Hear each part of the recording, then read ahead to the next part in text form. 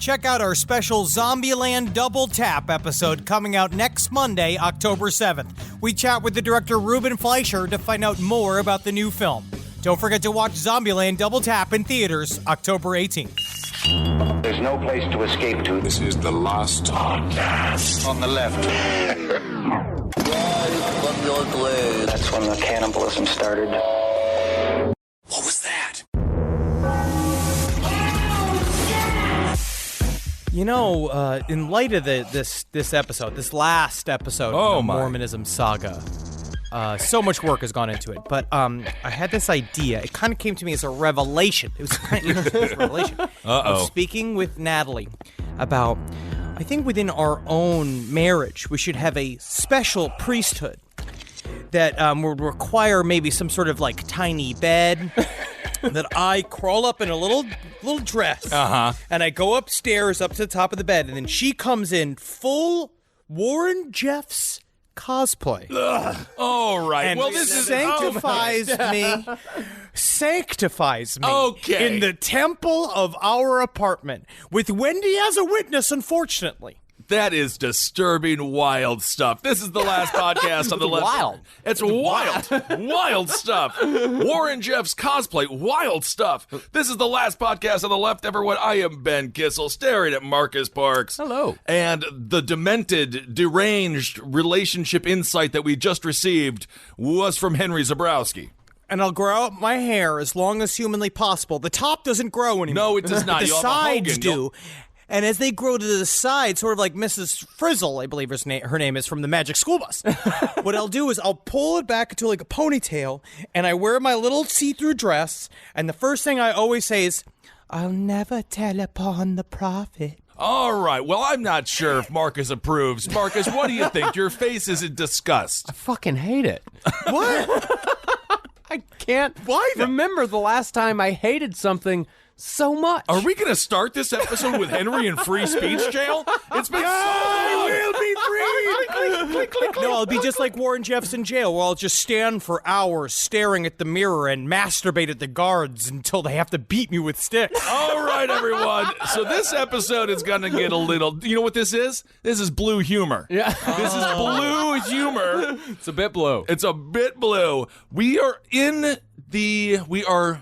damn near the finish line when it comes to Mormonism, and Henry was not lying about one thing that he said in the beginning of this episode. The amount of research that has gone in to this series has been unbelievable. So you know what I'm going to do?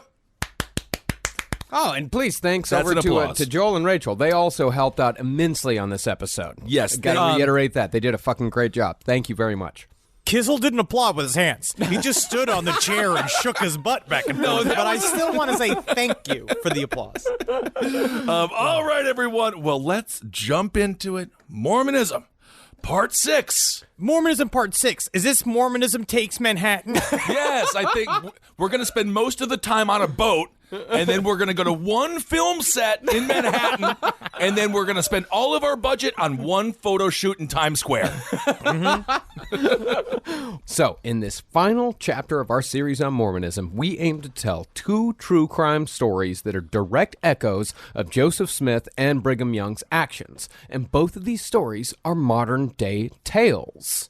The first story, set in the early 80s, is a tale of revelation and blood atonement involving a brutal double murder, while the second came to its conclusion just a little over a decade ago. That one is a tale of polygamy perverted to satisfy the pedophilic desires of the sociopaths at the top. Oh, my goodness. I wonder where I've heard this story before. It seems like every 10 it doesn't years. seem to happen, like, a lot with every organized religion, but, you know, I mean, who's I to say? I'm wearing short shorts today, so I'm asking for it. Yeah, interesting. But both of these stories begin with one organization, the Fundamentalist Church of Jesus Christ of Latter-day Saints, a.k.a. the FLDS. Now, when the mainstream Church of Jesus Christ of Latter-day Saints officially renounced polygamy in 1890 and later removed the Oath of Vengeance in 1927, there was a small subset of Mormons who thought that this was a bad move. This subset believed that the removal of these doctrines was the equivalent of spitting on Joseph Smith's grave, as they still considered Joseph Smith to be on the level of Moses, if not higher. Can we not agree, though, that Moses is at best the B- figure in the Bible? Like, honestly, I don't know. Moses is pretty big in other holy books, though. He's sort of he's the top guy. He's the GOAT. If we're doing scales here, right? Because it's like, technically, Jesus, if you're going to put it in sort of the hierarchy of celebrity, Jesus is like a Brad Pitt, yeah, or Leonardo DiCaprio, yeah. But Joseph Smith is close, I guess, if you compare him to Moses, who is sort of more like a John Hamm. You know what I mean? He's successful on TV, but he hasn't really made the jump to film. Oh my goodness! Well, you mentioned short shorts and John Hamm. Now I got to go look. I got to go do a Google image search of John Hamm in short shorts. He can't even wear them. He has to wrap his dick around his ass, and he has to put the head of it in his butthole so it won't get in the way of his legs. It's unbelievable. But also with this story, you know what this also shows me? The Mormon Church is fucking weak, bro. That's what this is about, man. That's why the FLDS technically was right. Because Mormonism decided to back down on the shit that made them truly OG. They sold out. Well, it made them truly OG, but also made them truly evil. Yeah. All right. Interesting take. Well, these people also had reverence for Brigham Young because Young had been the man who brought the Mormons west, and Young had been an unapologetic polygamist, a racist, and a violent theocrat until the day he died. And anyone after Young, as far as these fundamentalists were concerned, was full of shit. So, those who didn't agree with the decision to scuttle polygamy and church-sanctioned murder formed their own communities. And those communities eventually became the FLDS, as well as a whole slew of other offshoots. Okay. Yeah, because you remember we had Joseph Smith III. For a while, he went out there. Joseph Smith's other son tried to create a legit branch of the Mormons that didn't have polygamy, the Reformed Mormon. So we immediately, as soon as, especially after when Joseph Smith died, Brigham Young won the competition to be the head of the legit church. But now he kind of set a little motion. And because it was under Brigham Young helped get rid of polygamy. Then it became sort of, all right, that created the central pillar of what would be from now on legit Mormonism, the LDS, and then everybody else would scurry and run because why am I going to get rid of all my hot, nubile Mormon wives? So to break this down for people who might like professional wrestling, I have a new wrestling show, Kind of Fun. Check it out. Very good. NWO, New World Order. Obviously, you start with Kevin Nash. You got Scott Hall in there. Got it. Next thing you know, you got the NWO Black. You got the NWO Red. Next thing you know, you got the Latino World Order.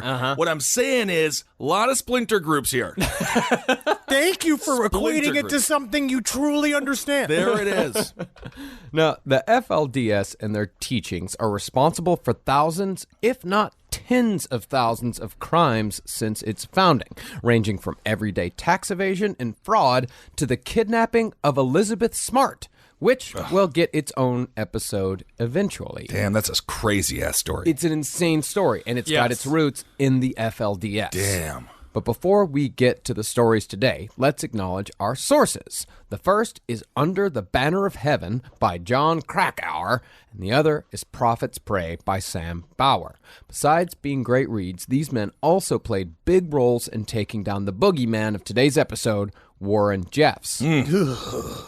Disgusting. Still, I mean, honestly, just like his fingers on your knee, checking the length of your dress. We'll get into it, but He's disgusting. But even besides that, both books are full, fantastic stories, of which we'll only skim today. And Under the Banner of Heaven in particular goes into a lot of true crime stories involving the FLDS that you'll just have to read for yourself. Under the Banner of Heaven is a modern true crime classic. All right. they are true crime classics. I loved Prophet's Prey, too, as much as I read of it. Like, it is legitimately, I mean, it's very, very complicated, but it is this example of taking down one of the biggest American cults that continues to exist. And I don't know if I need to clarify this, but it's Prophet's Prey, Prey. Yes. Just so you know. Yeah, very good. It's a thing. It's They made the play on words. the different but the same. I think it's a homonym. I don't know. I think it's a homonym. I don't think that is a homonym. Actually, it is a homonym. That's a homonym? Yeah, homonym. 2 words that sound the same but are spelled differently and mean different things. That's a homonym. You passed the Marcus test, Henry. But before we get into the blood atonement murders, it's important to give an overview of the sect of Mormons that consider themselves to be the true followers of the word of the prophet Joseph Smith, the Fundamentalist Church of Jesus Christ of Latter-day Saints. See, the FLDS is a direct result of Joseph Smith's proclamation that he himself was a prophet of God and the sole conduit of God's word. And as we all know, one of the biggest tenets of Mormonism and, by extension, Christianity is blind faith in the face of logic. What that means is that after the death of Joseph Smith, any man who was able to convince people that he was talking to God was able to step into the Joseph Smith role and peel Mormons away from the mainstream Mormon church. As a consequence, the last 100 years or so have been filled with tiny prophets following in Joseph Smith's footsteps. And as often happens, these new cults within a cult resulted in murder, sexual abuse, or both. Yeah, man, because it's all about power completely unchecked. Because you have to believe that it's, you're diminishing supply. So demand increases. This is a cult. This is cult economics. So what you do is you make sure that you make it scarce, like where power comes from. Where the dude, it has to be the guy that talks directly to God, that tells everybody else what God is saying. And so these tiny prophets, they gotta have a fucking kind of swerve. And an X factor, it's about bluff, it's about timing. It's like blackjack. Because I'm going to put it to another way you can understand. Because it's about betting right at the right time and saying, okay, I'm now in charge. I know what's up. And you got to have the fucking, the way to position yourself. Well, technically, that's not how you play blackjack. It doesn't matter. That wouldn't matter at all. But you mentioned cult economics, and I did read the book Freakonomics, and if you go to chapter 13, it's called Cult Economics, and it's very exciting. No, none of that is real. But what? That is not real. You almost pretended like you read a book. I almost believed. I did read Freakonomics. Yeah, I can read I read books like that. I just don't like your fiction books about dunes. Honestly, it would teach you a lot about ecology and power structures because there's a lot of lessons inside of Dune. I'm rereading it, and it is very prescient to modern times. Well, it certainly made you more of a human being. Well, all of these tiny messiahs is actually nothing new in Mormonism. Remember, from the very beginning, Joseph Smith had to tell his followers to cool it with their own revelations because shit was spinning out of control almost immediately. Dude, it's fun as shit. Yeah. The guy who made, he just showed you, if you were proper clever enough at the time, and you see the Joseph Smith, he might just be making shit up. You realize, if I throw a couple of revelations in there, be like, I had a revelation, we should all have popcorn tonight for movie night. Whoa. And everyone's just like, whoa, maybe he is talking to Jesus Christ. This is exactly what I was thinking. Could be. And following Brigham Young's death in the 1870s and the renunciation of the practice of polygamy in 1890, there were plenty of Mormons who were ready to listen to anyone who would let them continue their own way of life. As such, a fundamentalist sect of the Mormon Church began to emerge, even though the mainstream LDS officially says they have no connection to them whatsoever, because as far as the mainstream church is concerned, Mormon fundamentalists don't exist. Oh, that's a clever way of getting rid of them, huh? They ain't there. They don't exist. Like, I'm right here in front of you. Hello. They ain't there. And it's a really convenient way of not having cancer for a couple of months. Yeah, you know what I mean? If you just pretend like you're not sick, like you pretend you're not throwing up blood, or you pretend like you're not coughing up blood or seeing blood, you can just kind of keep going with your days until you just drop dead. Yeah, that's why I went to the doctor and they were like, Kitzel, you have cancer. And I'm like, nah. Nah. Well, in this, they're about half correct. Now, they're definitely fundamentalist Mormons, but I think that fundamentalism goes against the entire spirit of mainstream Mormonism, which is embodied by the make-em-up spirit that Joseph Smith had from day one. Because if you've learned anything from this series, it's that Mormonism is a religion of evolution or devolution, depending on how you look at it, just as American Christianity has devolved from a collectivist religion of peace into a religion of fear whose rallying cry is fuck anyone who isn't me and mine. But that's where I think that if we had a theologist on here, it'd be interesting. I'd love to talk to a theologist. If there's any out there that listens to the show, sidestorieslpotl@gmail.com, to talk about the idea of fundamentalism, because it's interesting, because it's true. I do believe the central tenet of Mormonism, from what we have read, is the idea. I'm with the concept of you make it up, see what sticks. Modern, more liberal Mormonism is them showing that this is our lasting power, that we can move with the times, we can evolve. But at the same time, the original stream of Joseph Smith's thought was a reformation, right? That we're going back to the original church. So every fundamentalist breakout, like the idea of we're going back to the original rules because Joseph Smith said the only way you can get to heaven, the only way you can be a god, the actual Hermetic teachings, like the idea that the celestial marriages must happen in order for you to populate the outer space afterlife you're supposed to go into, is have many, many wives.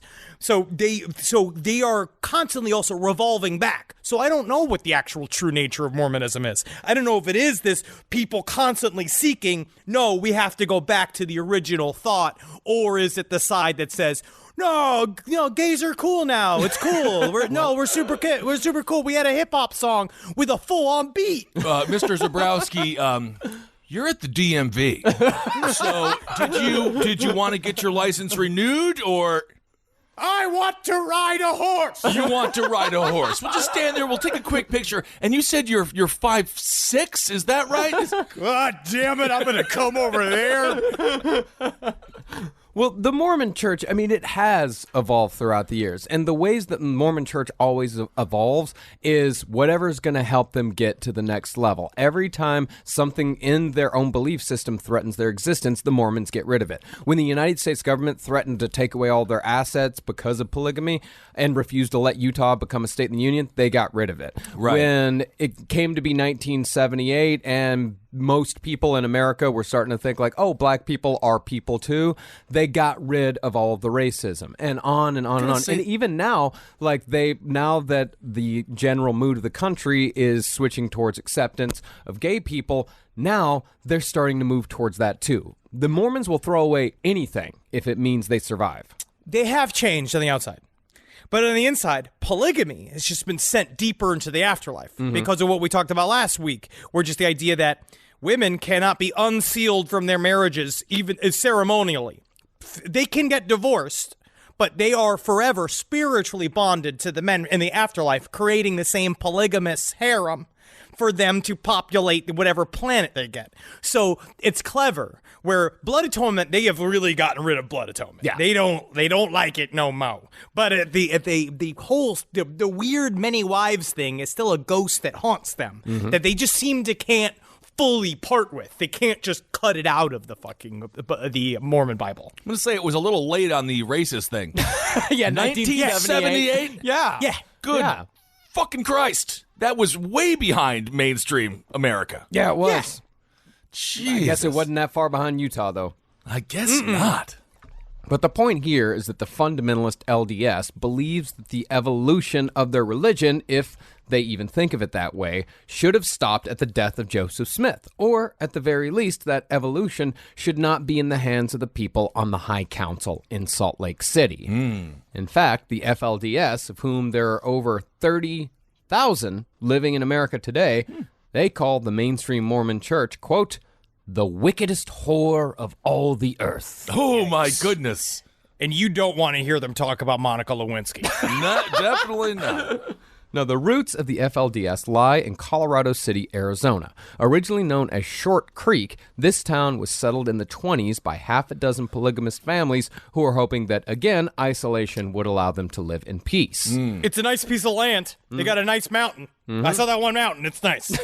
Eventually, though, the FLDS figured they needed a business arm for the community, so they formed the United Effort Plan, a.k.a. the UEP, in 1942. All right. In this, the people pooled all their resources, and the trustees, again, were supposed to redistribute the wealth. And they did. And it worked out perfectly. Everyone got their fair share, lived happily ever after. So that's been Mormonism Part 6.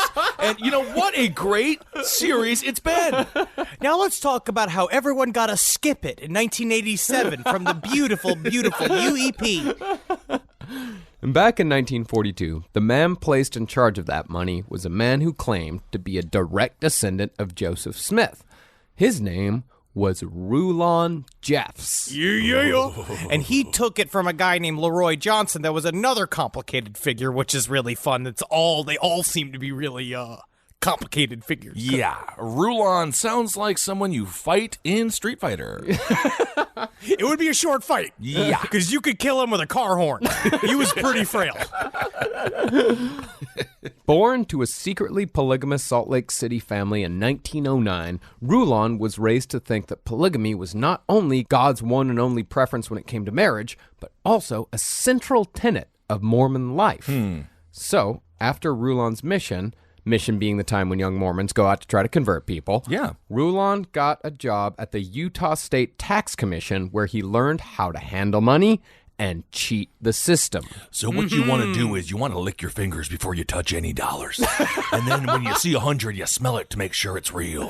The big thing you do is you hand them a 20, right? You hand them a 20 when you go in and go to buy some kind of candy at the store. And when they give you the change, you tell them, I gave you 50. Right? And they go, no. And I tell you, by the name of God, you give me $30 or I will marry your daughter. All I know is, man, it's great to be part of the Italian Mormon Mafia.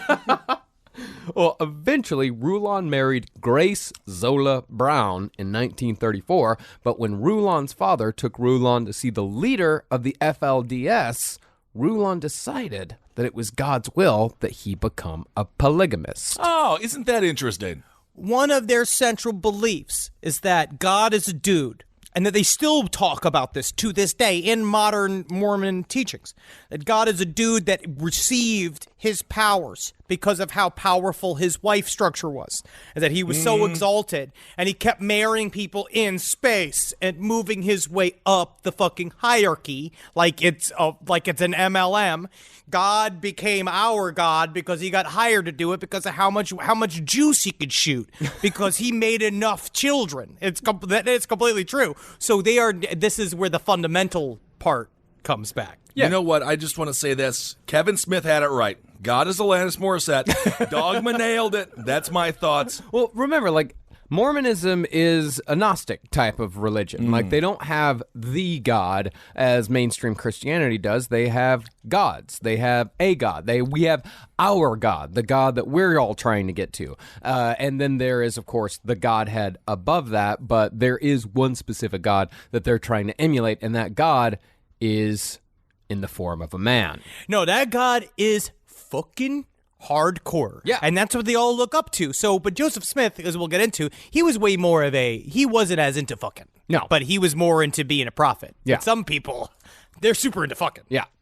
Well, the problem with Rulon's newfound polygamy love was that his wife did not share that opinion. It's a big problem. Plus, her father was a high-ranking apostle, so when Grace snitched on her husband to her father, Rulon was quickly excommunicated because it was soon discovered that he'd already married his second wife in secret. But this was just fine with Rulon because now he had no choice but to go all in with the FLDS. So when the leader, John Barlow, died in 1949, Leroy Johnson took control and ruled in Colorado City, while Rulon Jeffs took care of things in Salt Lake City. There, Rulon lived in a house with 23 bedrooms, 2 kitchens, and 10 bathrooms. Damn. That's unreal. These fucking houses are huge. They did the walkthrough of Warren Jeff's house. This shit's fucking, it looks like an optical illusion. Ooh. And that was just Rulon Jeff's first home. In his second, which was right next door, there were 22 additional rooms. And both houses were surrounded by a concrete wall that kept prying eyes away from Rulon's highly frowned upon lifestyle. This was in the middle of Salt Lake City. You don't really see this too much on the HGTV home shows where they're like, I want closed concept. So closed concept where it's 22 rooms, where you could keep people, not open concept. Like a prison? Like a prison, yeah. As a matter of fact, could we just go into a prison?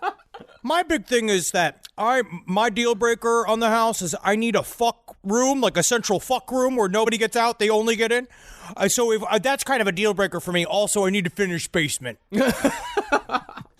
And Rulon had good reason to be paranoid. In 1953, a force of 100 police officers and 40 deputies, along with dozens of Arizona National Guard troops, stormed Colorado City and arrested 122 polygamists.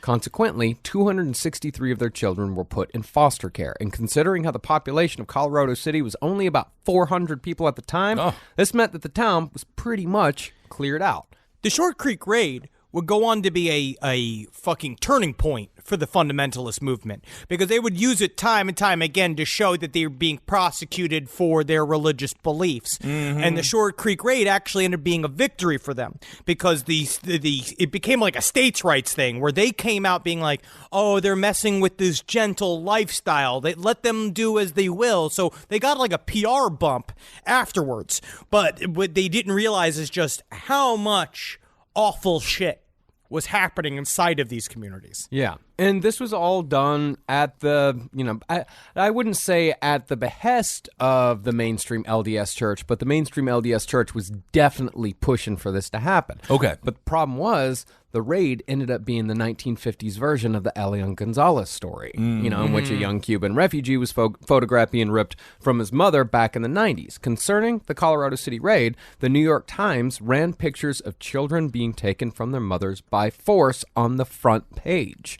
And as a result, the country, for the most part, sided with the polygamists.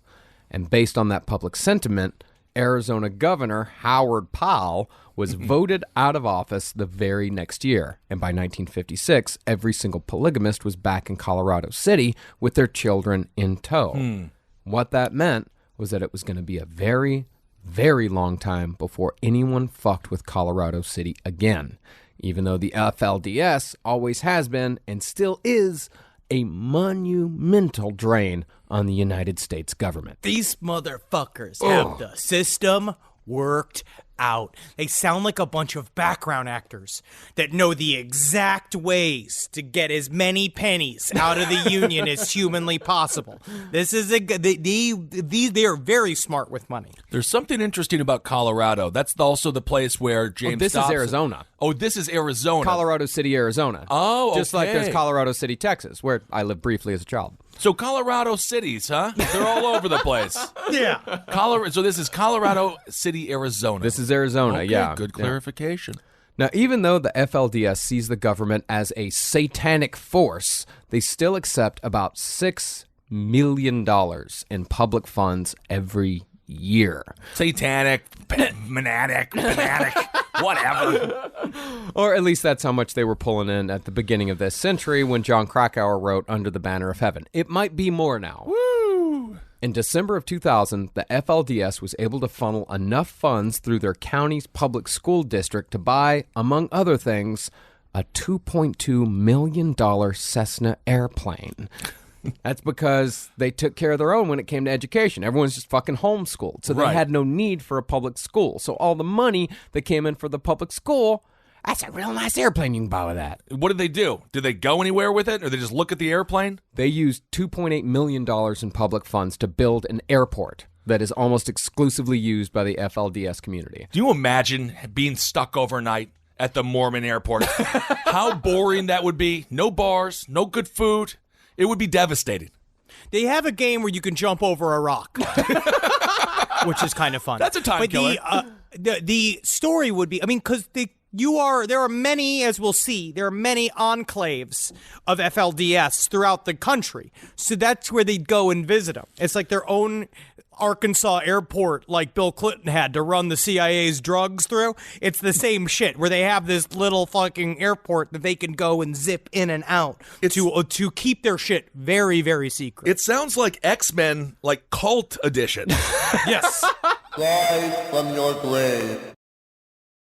Rise from your grave. To put it into perspective, FLDS members in Colorado City receive $8 in government services for every one tax dollar they pay, while people in neighboring Mojave County get just a little over $1 in government services for every dollar they pay. And the FLDS calls this system of taking money out of the pockets of Americans like you and me. What? And Henry. And Henry? I don't pay taxes. What? What are you talking about? Henry, there's someone knocking on your door? Yeah, it's the government. I'm a religion. What? Jesus Christ told me I don't have to pay my taxes. He also he gives me the power to suck my own dick. Oh, my God. The tax man actually disappeared. It worked, Henry. It worked. Well, the FLDS calls this system of scamming the taxpayers bleeding the beast. And every single one of them see it as a justified and virtuous act. Isn't that weird? It's so strange. Isn't it? To them, this money is their right because they basically believe that God is laundering money through the United States government to ensure that his chosen people are well taken care of. It's like the way the Russians launder money through the NRA. Yeah. It makes all the sense in the world. The U.S. government always has done. They always worked hand in hand with Moroni. And Moroni taught them back in the day, hey, a little bit for you, a little bit for me. Because it's one thing that the eternal, heavenly, all-powerful God needs is money. Because he certainly can't just fucking make it up or like just send it to people or make a bunch of gold show up, huh? Right? He needs real, actual money. That's why he's real. Unbelievable. In other words, FLDS members have no respect for the law at all and are perfectly content in making up their own rules because they believe that God not only gives them permission to do so, but commands them to do it. And when cults start making their own rules, that's when people start getting abused, and that's when people start dying. Because unfortunately, some people need societal rules to keep them from doing awful fucking things. But man, I will say, this is not different for the fundamentalist side of the Mormon church. They've always been doing this. That's how Joseph Smith started this shit, was by breaking rules. He created his own scam bank. He's been fucking teenagers the entire time. That's one of those things where the Mormon proper, the LDS, keeps saying how much better they are than the FLDS. But y'all started from the same shitty delta. You guys came from the same spot. But it was not official members of the FLDS that were responsible for the murder story we're about to tell. Rather, it was the members of a sect who were an offshoot of even the Fundamentalist church, led by a man named Bob Crossfield. Cool. Crossfield became a member of the Church of Jesus Christ of Latter-day Saints in 1948 after reading the Book of Mormon during an extended stay at a tuberculosis sanatorium in Edmonton, Canada. I mean, really, he would have read anything. He's at a tuberculosis sanitarium. Think about what he could have been. If he read a karate manual, he could have been a fucking leader of a dojo. He could have been read a plumbing manual. He could have been the head plumber of the White House. He would have been amazing. You know, actually, I've heard this story about Mormonism again and again, where people say, like, yep, I just had the Book of Mormon to read, so I read it. And by the time I was done, I was a Mormon. They should just put Dr. Seuss's the places you'll go in every single hotel, and then you can feel confident leaving, saying that you can do it. No, they should put fucking Dune in there. No Teach one them wants lessons to about read the Dune, ecology Henry. of planets and the true essential natures of linking religions and powers. It's interesting. I mean, hell, man, there was a Book of Mormon in our hotel room in Edinburgh. I mean, they're all over. The fucking Book of Mormon is everywhere. Think about this. You just got done choking yourself while masturbating in a hotel room. You're looking at all the cum on your knees, and you wonder how we got here. Why are you living this lie? And then you see the Book of Mormon. Boom. Because you have all the stupid post-nut clarity. Well, concerning Crossfield, though, by 1961, he started hearing the voice of God just like Joseph Smith had. And God was telling him that he was the next holy prophet of the Lord. And God's first commandment, bring back polygamy. Whoa. Got to, buddy. Got to. Soon after, Crossfield moved to Creston, British Columbia, which just happened to be down the road from Bountiful, which was the Canadian FLDS settlement. There, Crossfield found he wasn't the only Mormon still down with polygamy. 10 years after that, Crossfield self-published a book called The First Book of Commandments, which was a compilation of the 23 revelations from God that Crossfield had received thus far.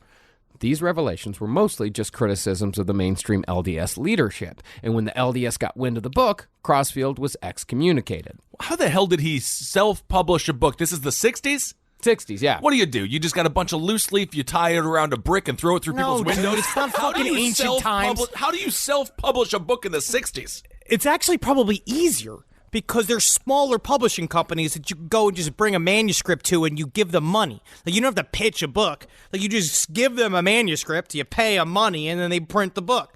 And then you go and you get the book out, and then you just give it to people. This was him investing in himself. It sounds Which is what we'll do on our book tour when we buy out pallets of our own book and just start handing them to the armed homeless. Yes. That will give people our book at gunpoint. When I produced over at Fox News for that year, it is funny. They're always on the bestseller list for 1 week. And every time a new book comes out by one of the lunatics that speaks on that network, boxes and boxes of their book just ended up on the 18th floor. And then they were number one bestseller on New York Times. Never seen again because it's all a lie. But Crossfield didn't care about being excommunicated. In fact, he wasn't even going by Bob Crossfield anymore. Uh-oh. God told him that he was now called the Prophet Onias. God. And God also told him that the FLDS was misinterpreting Joseph Smith's doctrines just as badly as the mainstream LDS was. So how does that work? So Monday, he's Bob. Yeah. And then Tuesday, he's like, no, I'm the Prophet Onias. At what point did his friends just be like, you're Bob? Nah. Like, no, Bob, you're Bob, so we're not going to call you Prophet Onias? Marilyn Manson was Brian until 1991. Well, since Onias started talking shit about the FLDS, they kicked him out as well. But Onias was fine with this too, because he happened to own a little piece of Mormon history. Onias owned 300 shares of stock in what is known in Mormon lore as the Dream Mine. Okay. Is that where you show up and you're giving a presentation in front of your class and you realize you're in your underwear? What the hell is that? That's where I go. I light a candle when I go down there. It's middle of Utah, and I do this once a year. You guys know when I go off the grid for once a year for 2 weeks. Of course, yeah. I go down there. We always do wonder, what do you do for that 2 weeks when you're off the grid? I'll tell you what it is, and maybe I shouldn't reveal this to you, but it's the secret of every solid character actor in this country. So I go down to the Dream Mine. I light a candle. There's this statue of Brigham Young bent over with his hemorrhoid butt just kind of hanging out, and you put a coin in it. You put a coin in it, and you go down to the Dream Mine, and I find my characters all living there in little, it's kind of a cabbage patch. Interesting. Where they open it up, and the characters just jump into my mind. Isn't that so? It's just you, Paul Rubens, Kenan me, Thompson. Paul Rubens. I remember the last time it was me. It was because it was around 1998, because I was loading up as a boy. It was me, Michael Jackson. And that's where he got his new face. Oh, it's very I see. interesting. It was very, very cool. And a young Toby Hooper. Oh. No kidding. Oh. Well, to talk about the Dream Mine, we've got to cover yet another prophet. Back in 1894, the angel Moroni, who, if you'll remember, brought the golden plates to Joseph Smith, he visited a prophet named John Hiram Coyle. But this time, Moroni wasn't bringing golden plates. Rather, he was just bringing straight-up gold. Yeah, dude. Ooh. He showed John Coyle a vision of a mountain filled with treasure. Which You like that, dude? You like that? Hey, you was all right? Well, that treasure had originally belonged to the Nephites of the Book of Mormon. But after the Nephites had squabbled amongst themselves about the gold, God took it away and stored it in a mountain 12 miles south of Provo, Utah. All for when the last days on earth came. That's when the gold would be revealed. Okay. God had a whole thing, right, where he's like, I don't want you spending this gold, but you could definitely waste it instead of using paper. You could definitely write a bunch of shit on it. And that's what we did, huh? It's kind of fun, where you got the gold, but you can't, spend it or anything. You can just look at it. Yeah. But technically only one guy can look at it. And everybody else, if they look at it, their fucking brains explode. God's funny. He sounds funny. And so Coyle gathered a group of fellow Mormon investors who believed the vision, and they started the dig on the Dream Mine in 1894. 50 years later, they were still digging a hole that was by then 3,400 feet deep. Just one more foot. I think we're going to get it. Here we go. Look at that. What is this? It's like I'm sticking my head through this hole. I think I see a pagoda. What is this? Oh my God, boys. We made it to China. Whoa, awesome. But Coyle was not the president of the Mormon Church, and only the president was allowed to have revelations. So Coyle was excommunicated in 1948, and he died heartbroken a year later, thinking that his place in heaven was lost. Did they like gold because we were at the gold standard then? Because we were still a gold-based economy? Well, gold's always been valuable. Yeah. It's pretty, was man. Was anything with that? Because obviously Nah. we changed. No, gold's always been a thing. Okay. Gold so is just like, pretty. It's been a part of the human culture since the beginning of once they found gold. It's easily malleable and turned into jewelry. So it's always been a precious metal. Yeah, gold's just always been there. Okay, so Yeah. nothing to do with that. And it sounds good. It does sound good. Thing is, many people still believed in the dream mine even after Coyle was excommunicated, and that included the prophet Onias. Man, Prophet Onias does sound like, what's his name, Orion, the fucking Elvis impersonator. Yes, I was thinking that too. It's a great documentary on Orion, by the way. It's amazing. Very good. So, in the 70s, Onias had a revelation that he should build a city at the base of the mine. This would be a city of refuge where his followers and the mine stockholders could wait until the last days so they'd have first dibs on the Moroni lode. What was more? Yes. What was more, Onias seemed to fulfill a revelation of John Coyle.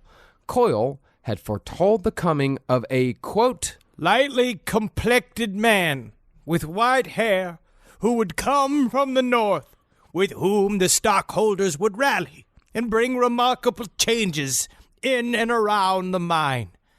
And I will reveal to you your prophet. It is Tim Gunn. Hello, designers. It's the Make It Work MoMA. Wow, you really did go down to the dream mine and pick up some new characters. Oh, really? Make It Work MoMA. So, Mr. Gunn, I see you're wearing your MK Ultra shirt today. Is that in vogue? Is that fashionable this season? One must always do something different. I don't have sex. Well, Onias fit the bill of this revelation perfectly, because most of the other people who owned stock in the mine were totally down for this city of refuge idea.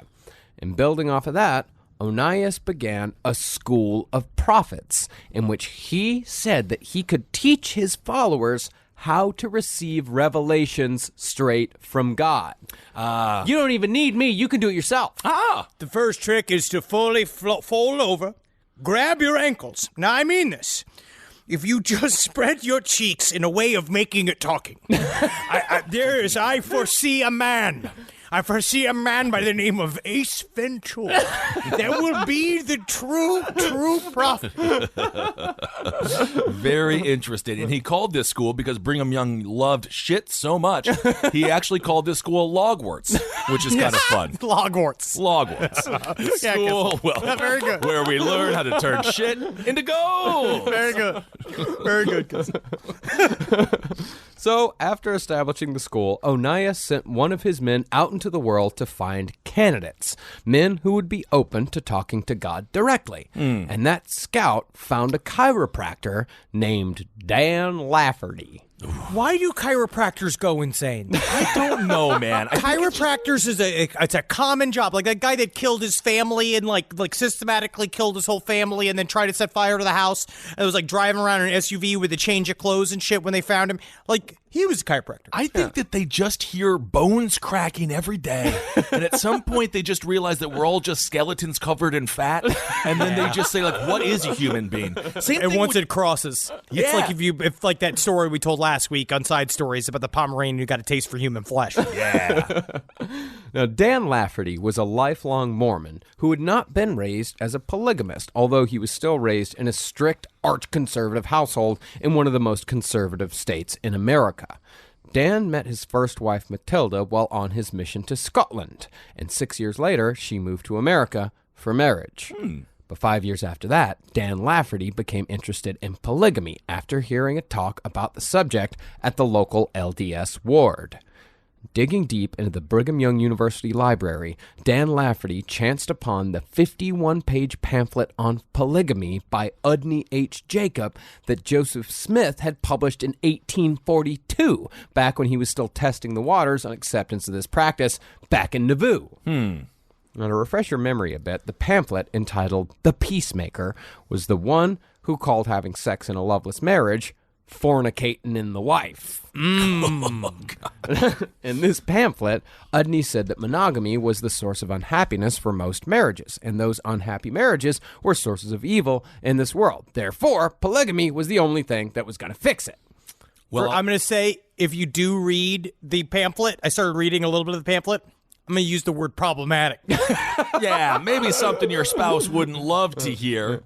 Furthermore, the pamphlet, although it was not written by a Mormon, argued the Mormon belief that wives should be utterly compliant when it came to their husband's wishes, because taking away a woman's agency would make everyone happier. But also remember, if you're a husband, I remember trying to explain this to Natalie. Husbands are training to be God. So that's what's important, is that you have to be properly trained how to designate authority to your family. The children are for working. The wife needs to make the child. The husband needs to go to the space engineering firm and make the O-rings for the Challenger, which is what we'll talk about later on. So when you get in a divorce, Henry?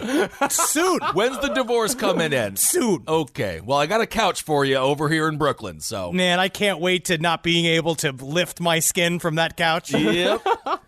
Well, Dan Lafferty took to the doctrines of Udney Jacob like a duck to water. And that's the amazing thing about this Udney Jacob shit, is that this was something that Joseph Smith published in 1842. And it had reverberations in 1982. Just like see Harrison Ford as Indiana Jones blow the dust off of the great book of like whatever. And he's like, oh, I'm supposed to fuck a bunch of chicks, huh? No, oh, man, I've been sitting here looking for statues. God damn it.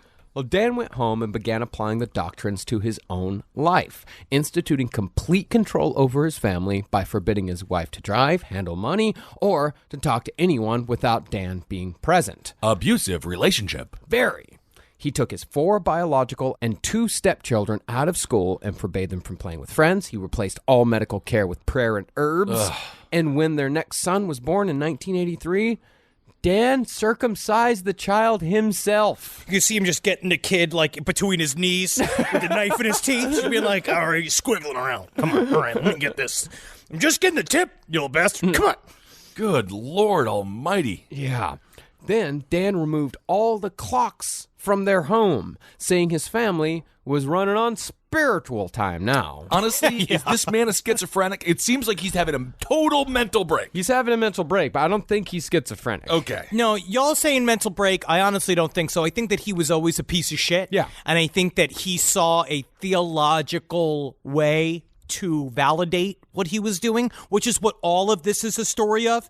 All of this fundamentalist fucking crime is that they found a way to make it cool with the Lord. Yeah. To do whatever the hell it is that they wanted to do. And so then they can use it. And unfortunately, I don't think he was necessarily a nice man up until this point. Oh, I wouldn't And now think so. he is using this as a fucking weapon against his whole family. Yeah. And when Dan punished his wife for disobedience, he would spank her in front of the children. Ugh. But what all this was leading up to was a plural marriage. And when it came time for Dan to choose a plural wife, he chose his oldest stepdaughter. But at the last minute, Dan changed his mind. Instead, he married a nearby Romanian non-Mormon immigrant named Anne Randak, whose job was to take care of Robert Redford's horses. Oh, no kidding. Yeah. How the hell did she get that job? Go with horses. No kidding. I'll tell you how. You know how you get hired by an actor? You just kind of hang around. You got to make it really easy, because eventually it's just, you just stand near one of Robert Redford's horses, and he's like, who are you? Like, my name is Anne. I'm a horse yeller. Oh, so you just tell the horses what to do? You yell at them instead of whispering? Yeah, it works in your Romania. You're hired. No kidding. I don't know who does my money. There's a guy over there with a big change purse that just hangs out in the living room. I don't know. I'm an actor. So she was taking, I don't know why, this is amazing. Yeah, she was taking care of that. That was her whole job. At the time, when she met this maniac. She was the stable master for Robert Redford's horse farm. Okay. Horse ranch. Whatever it is. But once Dan saw how much more he liked life with polygamy, he started wondering what else the church had scuttled.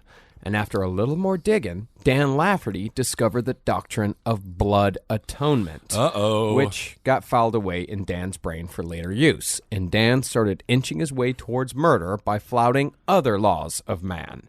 And when the Board of Health shut down Dan's home sandwich-making business... Hey, he was an artist, okay? He was trying to spread his art through the palette of sandwiches. I don't think I'm going to want a sandwich from this dude, quite honestly. Nothing but mayonnaise sandwiches. What I do is I get the bolognas and I just carve off the tip of them and I put them in big loaves of bread. I call it I named them after my son.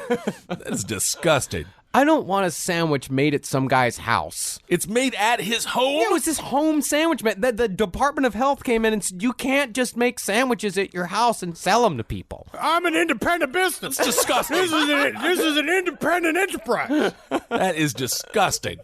So Dan quickly adopted Joseph Smith's proclamation that the laws of God overtook the laws of man every single time. And the laws of sandwich overtake the laws of God. Pretty soon, Dan Lafferty was proclaiming himself to be, what? A sovereign citizen! That's it, buddy. It starts to sound like Kissel on acid during her buddy's bachelor party. He refused to have a driver's license, pay taxes, or, quote, submit to the oppressive burden of a social security number. Forget it. Truly independent, man. And it all started with a pastrami sandwich. That showed him his way of breaking the yoke of the American fucking citizen prison situation. I don't think it was the pastrami sandwich. I think it was like the toenail that was in the pastrami sandwich. That was like, maybe the state was right on this one. Someone had to have gotten sick. Someone had to have gotten really fucking sick. God. And to tie his sovereign citizenship off, Dan mailed his driver's license to somewhere in the state of Utah, some government building. Honestly, I just hope like some 14-year-old got it and was like, fake ID. Yeah. Time to go to the flowers, baby.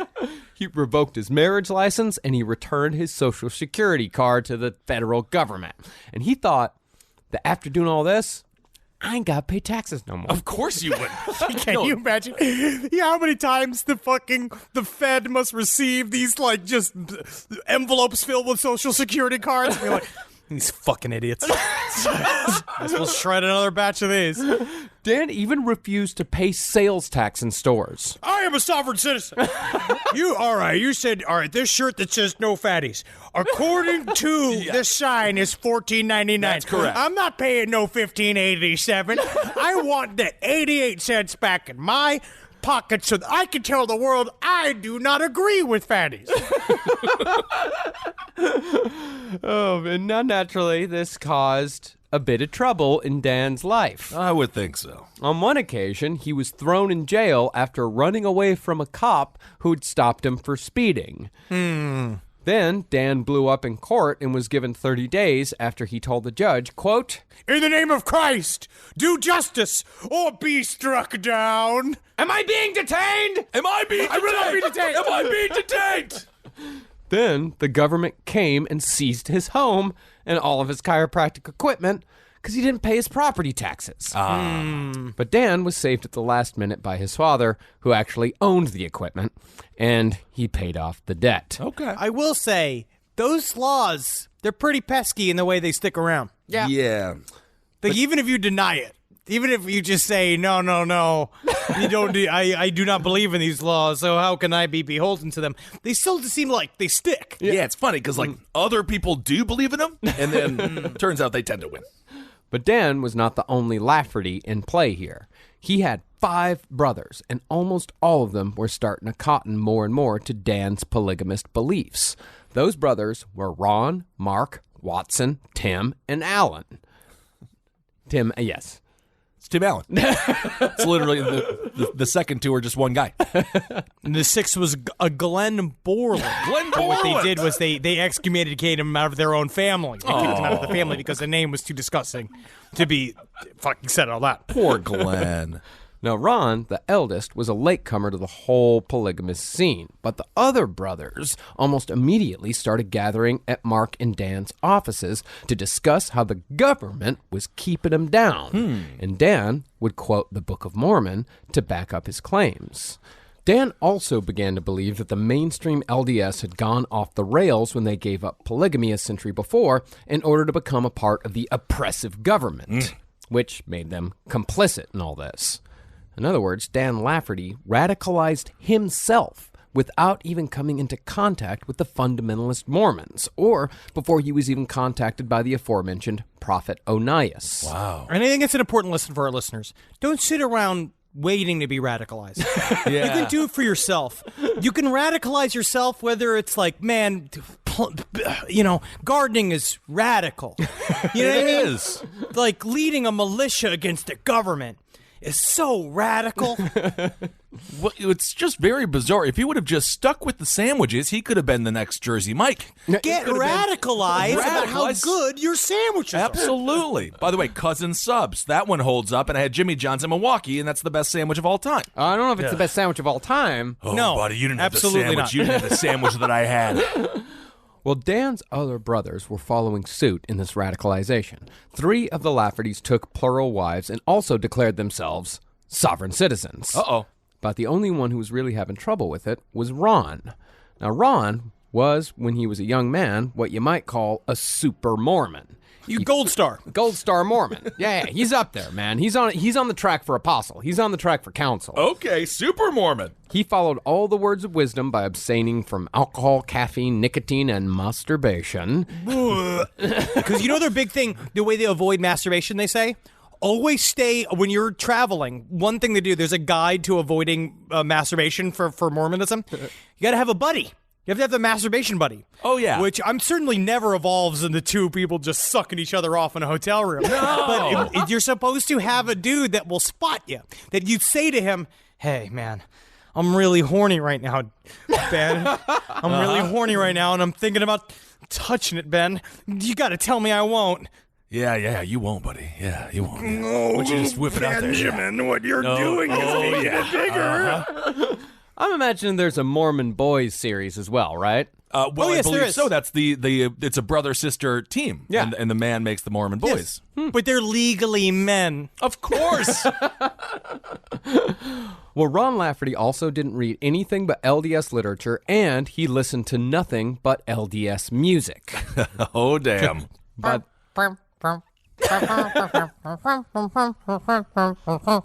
This is a singular brass instrument cover of the Mario Brothers theme song. Yeah, it was very It's good. the only song you're allowed to listen to in the Mormon church. Well, by the way, a bit of a side note here, but I was reminded of a actual Mormon celebrity, Steve Young, the quarterback. BYU quarterback. Yeah. There you go. Isn't he gay? Steve Young? No, he's just Mormon. That theory's been out there for a long time, but I think it's just because he didn't drink coffee, drink booze, or masturbate. Yeah. So everyone's like, I think he's gay. Yeah, Steve Young is actually every time someone mentions BYU, that I always think of Steve Young. Steve Young. Yep. So the Mormons got an athletic superstar.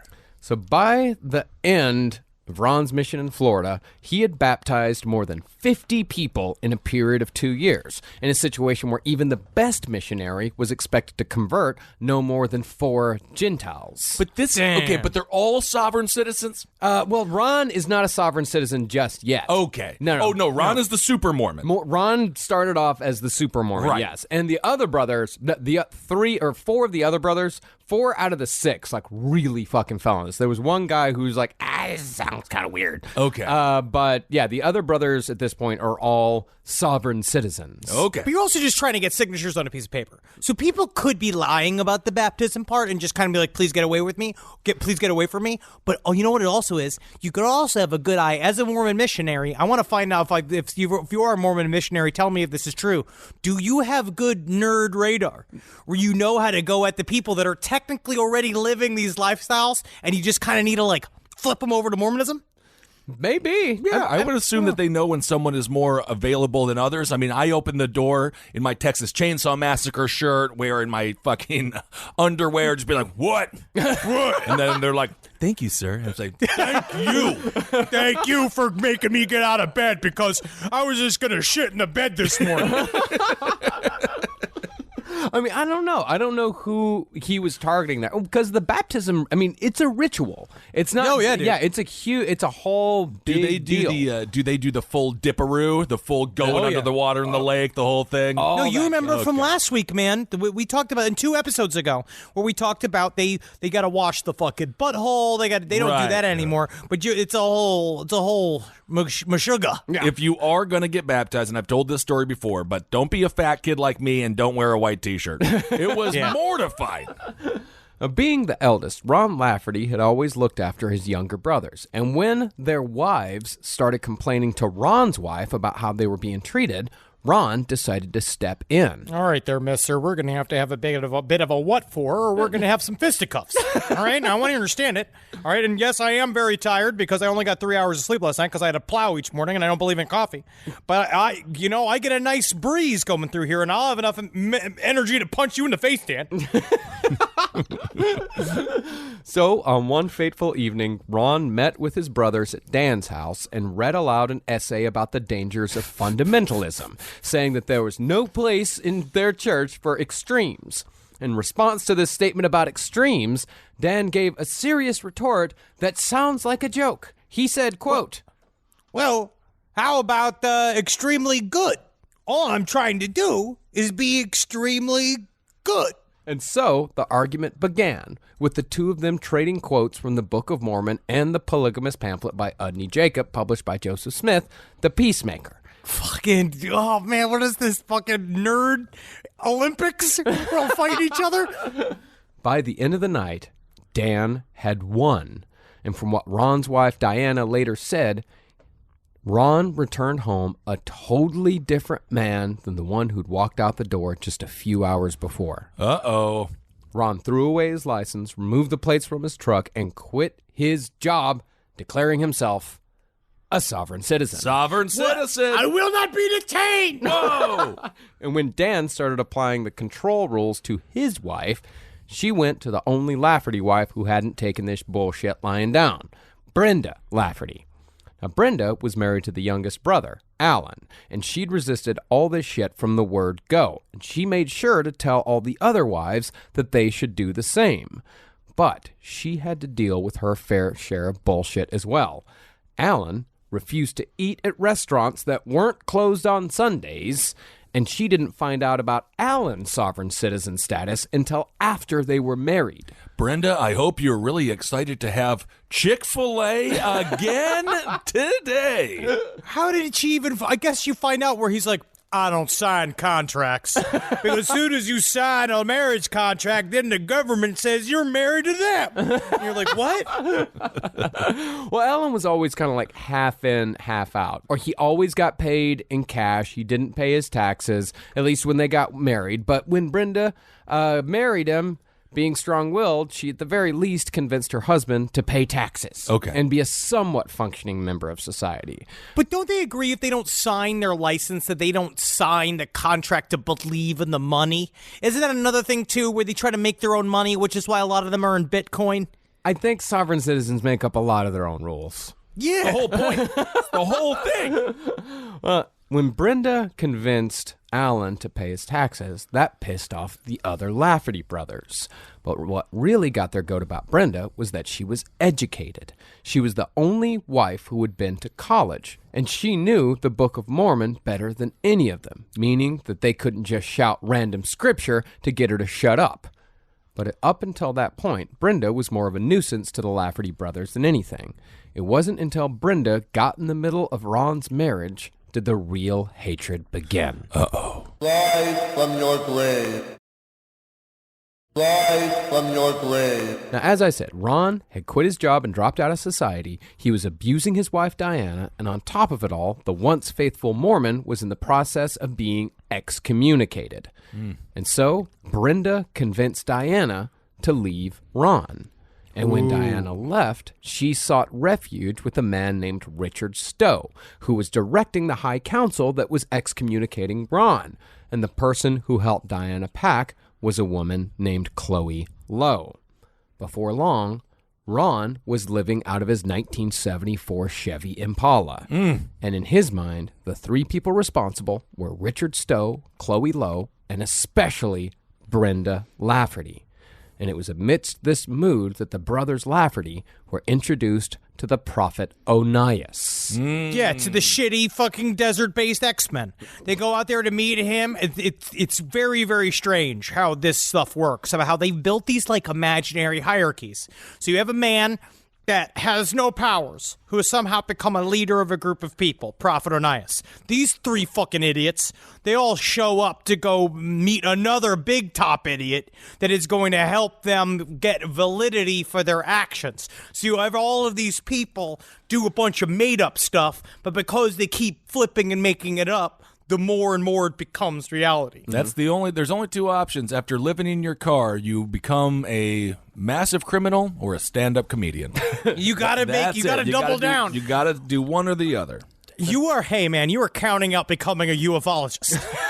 To the Laffertys, Onias was just the type of man they'd been looking for. He was a leader of men, he agreed that the mainstream church was corrupt, and he was sitting on a magical mine full of angel gold to boot. Of course! They haven't found it yet, but it's almost better to get in before they find it. Of course, yeah!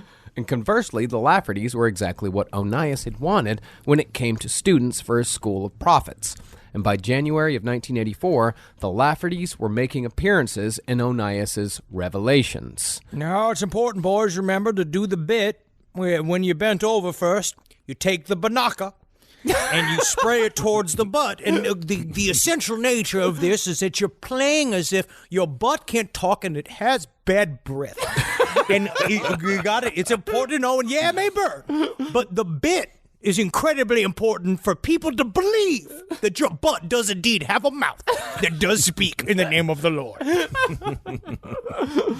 And Ron, with nothing going on in his life, threw every bit of energy he had into the school of prophets, whose main purpose was to teach people how to have revelations just like Joseph Smith had. Okay. And pretty soon, God began speaking to Ron Lafferty directly.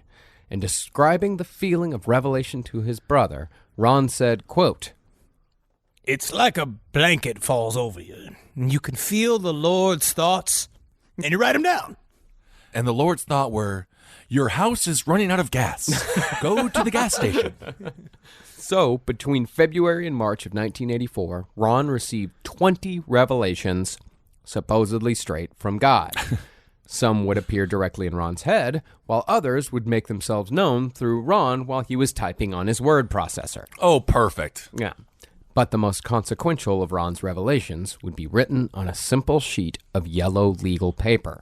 It read, in part, Thus saith the Lord unto my servants the prophets, it is my will and commandment that ye remove the following individuals in order that my work might go forward. For they have truly become obstacles in my path, and I will not allow my work to be stopped. First, thy brother's wife Brenda and her baby, then Chloe Lowe, then Richard Stowe. And it is my will that they be removed in rapid succession, and that an example be made of them in order, that others might see the fate of those who'd fight against the true saints of God. So it's a hit list, huh? It's a hit list. He did the hit list in the voice of God. Yep. Damn. Just so happened that those were the same people that he blamed for his whole life falling apart. Right.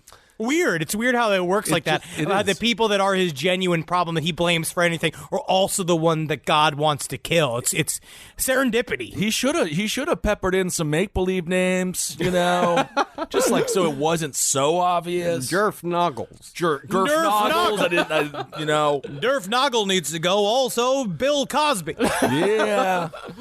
So, after commanding the murder of 4 people, including an infant, God went on to tell Ron that Ron was the same ilk as Porter Rockwell, who attempted the murder of Lilburn Boggs and had been one of Brigham Young's henchmen. And when Ron showed this revelation to his brother Dan, all Dan had to say was, quote, Make sure it's from God.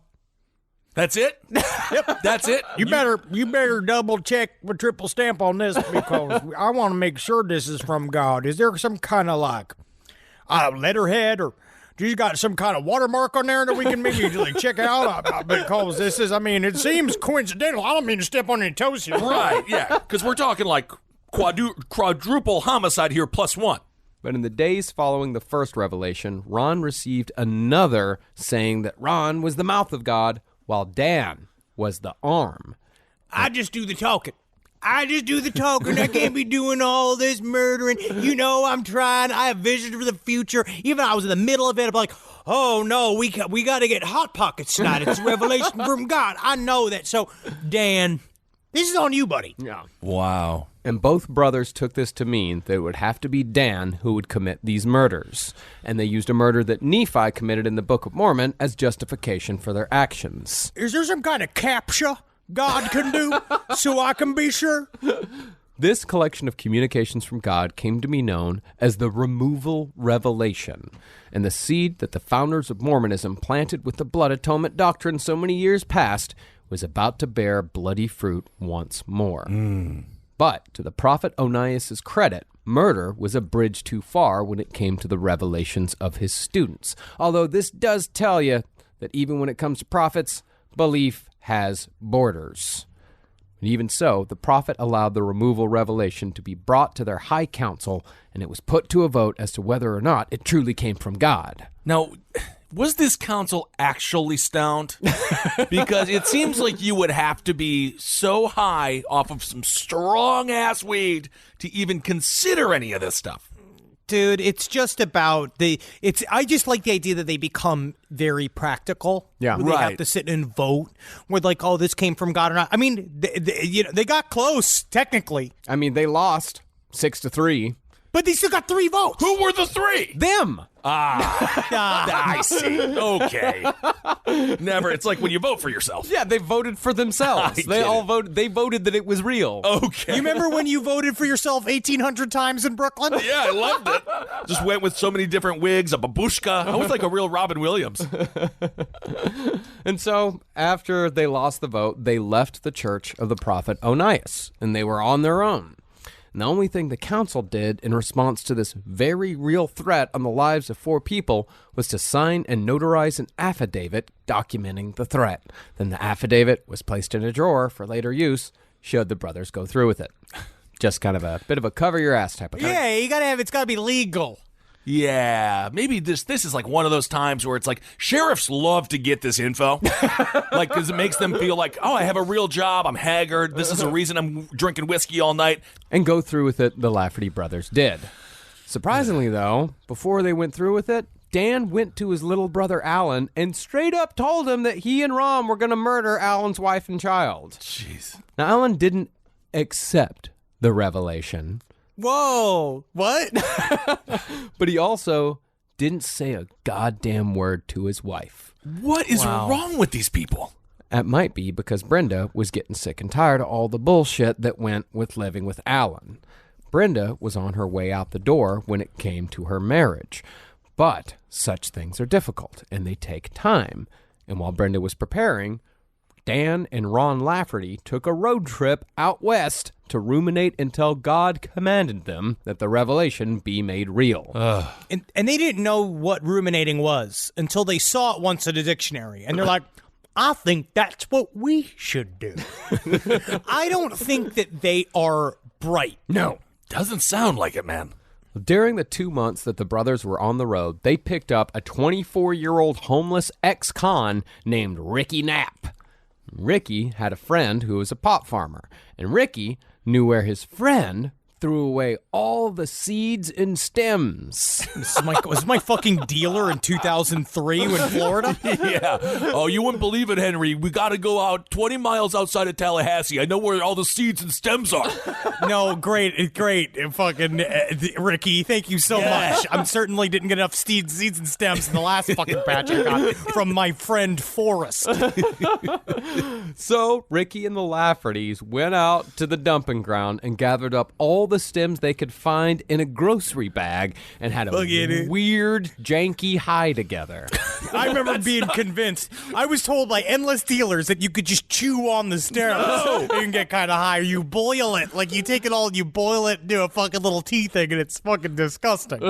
So ex-con Ricky was like, I'm a thief, but only of shit that sucks. So Super shit that sucks. That is a weed farm, but we're not going to go with the weed. We're going to go with that stems and seeds. You guys ever done knife hits? Just every 2-liter bottle has been cut off from the bottom so you can really inhale it hard. But the Laffertys still maintained that they got a little high, and they named it a tool of spiritual enlightenment. Yeah, bro, man. Fucking John did it, dude. They got a headache is what they got. Then the trio swung by a Mormon commune that Ron knew about, and Dan picked up a wife. Just... Might as well. He did what? He picked up a wife. He picked up a wife. Picked up a wife. Like a hammer. Like, how did he, what do you mean he picked up a wife? He met a girl, and he was like, hey, you want to be a wife? And she was single. She had 2 kids, or 4 kids, actually. So she's like, yeah, I could use a husband. So he's like, okay, we're on this weird road trip. You got to go now. Man, it was different. Well, the marriage gave the brothers an extra car and 4 kids to deal with. But Dan divorced the woman 2 weeks later. It didn't work out. Sounds like a horrible, horrible comedy. Yes.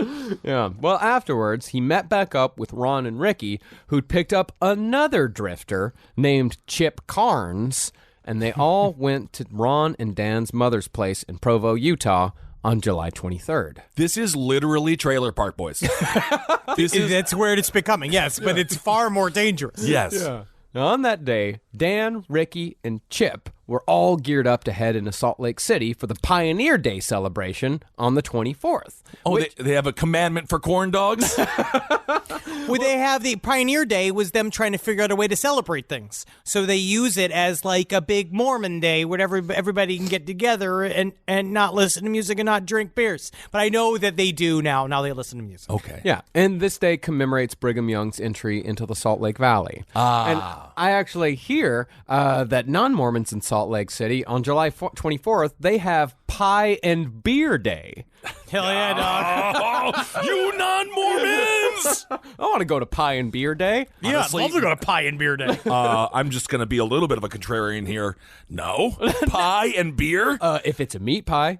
They're not doing meat. You're not doing meat pies. It's not the UK. Kissel, you are the strangest. That is the strangest, most off-brand thing I have ever heard you say. Have you ever had literally would not sit and enjoy a beer and a piece of pie. No, beer and pie? You're very strange. You sound like you're mixing them all together in a big bowl. You're gonna have beer and you're gonna eat pie. Your you don't belly even have is to the bowl. chase it. You're gonna end up like the fat kid and Stand By Me. Everyone's gonna vomit all over each other. I don't want to hear about your how you feel that your eating habits are correct and that this is wrong. It's got to be salt. It's got to be salt-based. That's the whole thing. With beer consumption, you got to be surrounded by carbs and salt. Okay, I'm going to go Wisconsin with you on this one. What if you have apple pie with a piece of cheese? So that way you have the apple pie, you buffer it with a piece of cheese, then you go for your beer. If it's spotted cow, you can have anything with it. That's what I'm saying, buddy. But they don't got that in Utah. Problem was, these boys weren't going to Pioneer Day. Ron said they had to forget all about the fair because God had finally spoken. Instead of good times and clean Mormon fellowship, the day of July 24th would be filled with murder and mayhem. And that is not easy. Do you have any idea how difficult it is for 4 idiots to forget about a fair? It's so difficult. So you're already into it. in the car. You're in a car. You're already like driving past it probably a lot, and you're seeing all the things go up and all the fried Oreo stands, and you're just like, man, oh man, can't we just go for like a little bit? Can't we just go for 20 minutes or so? We can't do much damage then, right? It's like, no, cricket. That would mean that we would have to be citizens of this disgusting United States of America. Oh, what's the use of being a sovereign citizen if you can't go to the fair? I agree.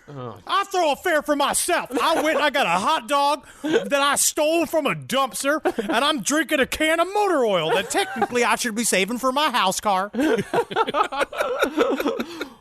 For the entire time that Ron was telling the group, hey, tomorrow's the day we're going to go murder 4 people, Jesus. their mother, Claudine, was just sitting on the couch, knitting.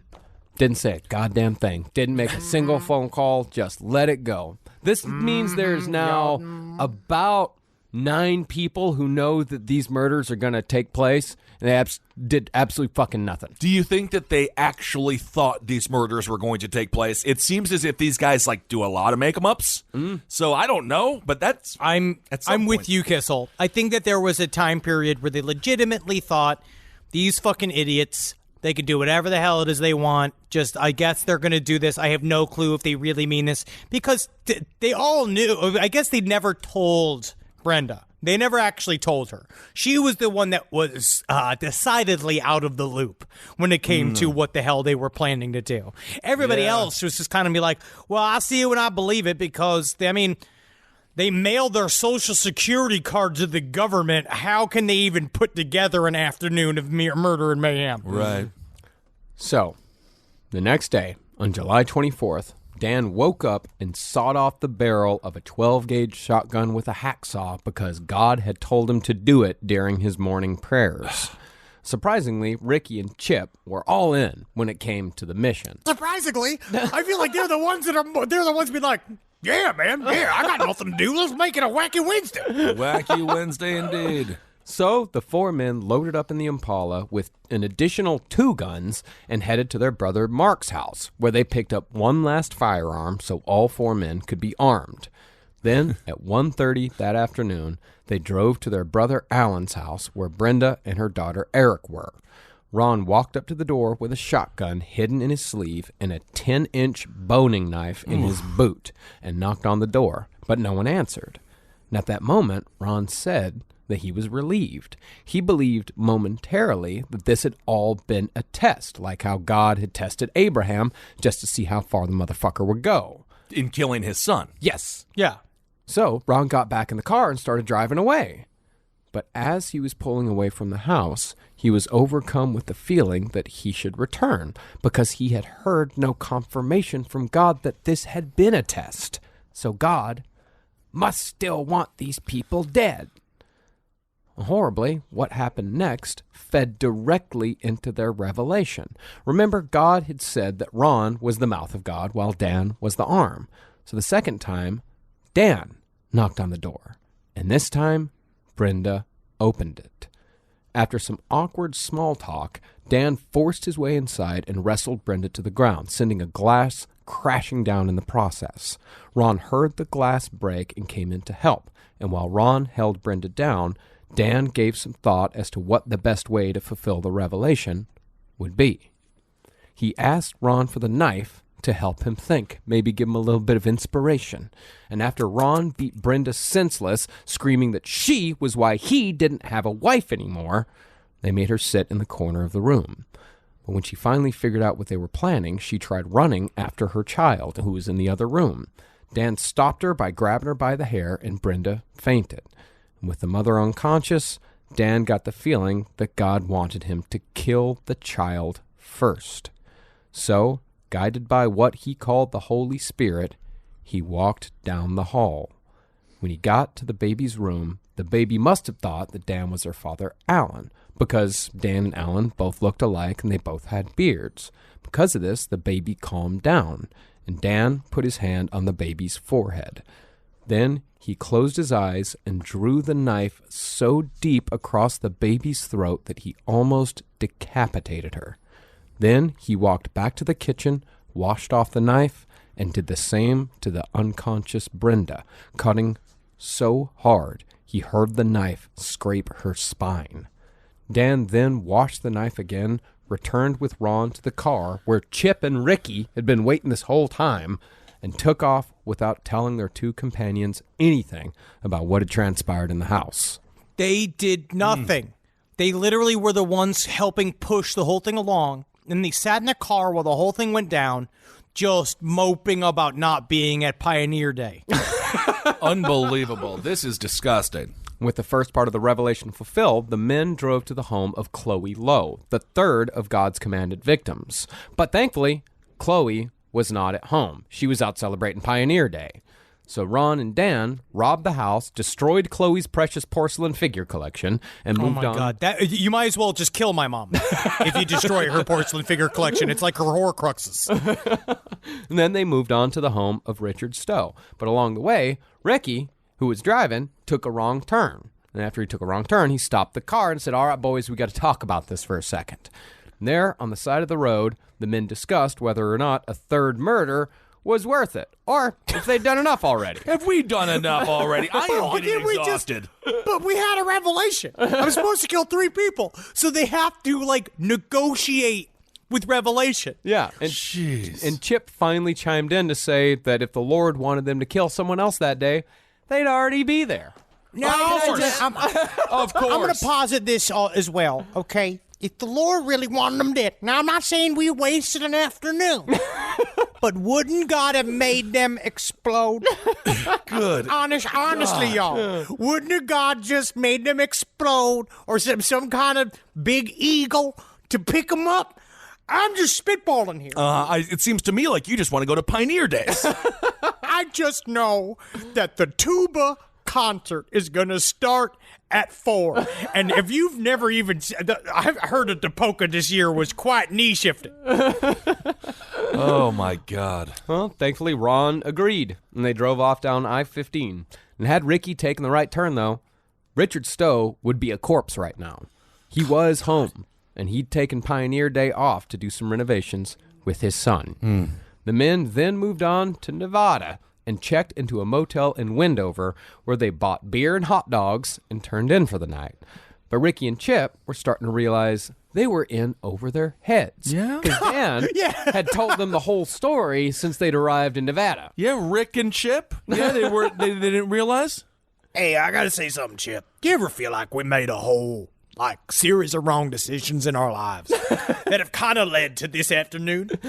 You know what, Ricky? Yeah, I could have done better in biology. I really feel like maybe that's the turn. I remember when someone asked me if I wanted to join the basketball team, and I said basketball makes you stupid. I think that I should have done that. It would have given me some structure. Yeah, that might have been good. So Ricky and Chip stole Ron's Impala and hauled ass to Cheyenne, Wisconsin, where they were picked up by the cops 4 days later, and the pair subsequently spilled the beans on the whole thing. Meanwhile, Ron and Dan had just kind of said fuck it when their car and accomplices were gone, so they hitchhiked to Reno and made friends at the Nugget with a dude named Bud, who let him sleep on his floor for the night. Oh. Yeah. It sounds like a Ben Kissel story. Other than the murder. No, I'm making friends with Bud at the Nugget in Reno, Nevada. No, I mean, obviously, Bud is a fun guy. I'm not dissing on Bud. Oh, yeah, Bud took a water skiing the next day, dude. Bud was a great man. He didn't know. He just thought he had 2 fun local yokels to hang out with. But Bud would sit and play video games with you. You guys could get Papa John's together and sit and enjoy your night. Yeah. And, keep Bud would actually probably kind of successfully convince you to not murder all your enemies. Bud is one of those guys who understands that if you're playing the slots long enough, they just give you free drinks. You just got to sit down. You can go to a low table. You don't got to bet that much money. And by the end of the night, you got 20 free beers. You're making money on top of money. That's the thing, though, is couldn't you just buy the beers? Yeah. Well, then you couldn't gamble. Yeah, this is the whole thing. We've now meandered back into Uncle Corner. Well, after hanging out with Bud, the brothers moved on and took up residence in a double-decker shuttle bus. They then spent the next... That is a very fancy way of saying, found a fucking bus. Man, we got all these room for fucking activities. Look at this. Look, vroom, vroom, vroom. I'm driving a bus. Isn't that funny? I'm driving. Man, we found vroom, a vroom, residence. Do you have the home sweet home? Little thing, the mat. Do you have the mat? I saw this thing the other day that's inspired me. It just said, and I think that these are important to remember for every day. Live. You gotta live. You gotta laugh. Yeah. You really gotta laugh. Every day it's important. Yeah. And you gotta love, my friend. Oh, and my you know what I God. love? This double-decker bus. Double-decker bus? That's great. We can put it right by our little sign that says, home is where the heart is. Well, Ron and Dan then spent the next 2 weeks going to the Peppermill Casino every day. Because at the Peppermill, anyone who had an ID, you get a few complimentary chips, free plate of nachos. Oh my God. Yep. See, technically, that is amazing. That is. That is they're a smart. free plate, a casino, warm, kind of cold though, nachos, Oh, yeah, mostly man. cold. They're living their life, man. They're having a good time. And using these complimentary chips, they were pretty good at this shit. They made enough money to get 2 plates of nachos a day. Damn, dog. Oh, mamacita. The Damn, toilet dog. on that double-decker bus. Woo! The best part about nachos is that when they come out the other side, it's like nachos again. It is. Then they visited their friend Debbie, who worked at the classiest of casinos, Circus. Ah, yes. But it was while they were at Circus that a blackjack dealer recognized Dan and Ron. The dealer called the cops, and the brothers were arrested soon after while waiting in line at the Circus buffet. If So you disappointing. do go to Vegas, Circus hasn't changed since they've been there. Oh, my friend, Nope. this is the Reno Circus. Oh, this is the Reno Circus. These guys, because this is a trip very similar to what we'll see with Warren Jeffs as well. They're just living their, they're just fucking living it up, man. They know it's over. They know it's over, and so the guys were not, I don't want to say snitching, they were telling the police in Wisconsin, so their photos were in newspapers and things. Yeah, everyone was looking for these guys. Okay. They were not immediately. No, it took 2 weeks of them fucking around in Reno for them to be recognized. To be fair, that's fairly fast for someone to be found as a murderer in Reno. Especially could in live there Reno. you could live there for For like them a to decade. flip on anybody inside of Reno, it's difficult. Now, as it is with many religious zealots charged with major crimes, Ron Lafferty refused to mount an insanity defense because he still truly believed with all his heart that God had commanded him to murder a young woman and a toddler. As a result, he was very quickly convicted and sentenced to death. But a technicality earned him a second trial. He again refused to plead insanity, but in the interval, his understanding of God had somewhat changed. Now, he believed that Moroni was a homosexual spirit who was constantly trying to invade his anus. If I'm the judge, I'm like, I know you said you weren't crazy. And technically, if I say that you are crazy, it's going to be easier for you. But can we just say, for the record, he's batshit nuts? And My thing is that people saying I'm crazy, but I think you'd be crazy if you tried denying my sweet succulent butt. Are you going to do the See monogamy? just how it waggles back and forth. I can see how the hand of God will just look up my 2 plump little butt cheeks and just imagine what it'd be like to play dirty harmonica on my holes. But he had a magical ward to keep Moroni away. He did. Someone gave him an exit-only sticker, and he put it on his jumpsuit. Yeah, buddy.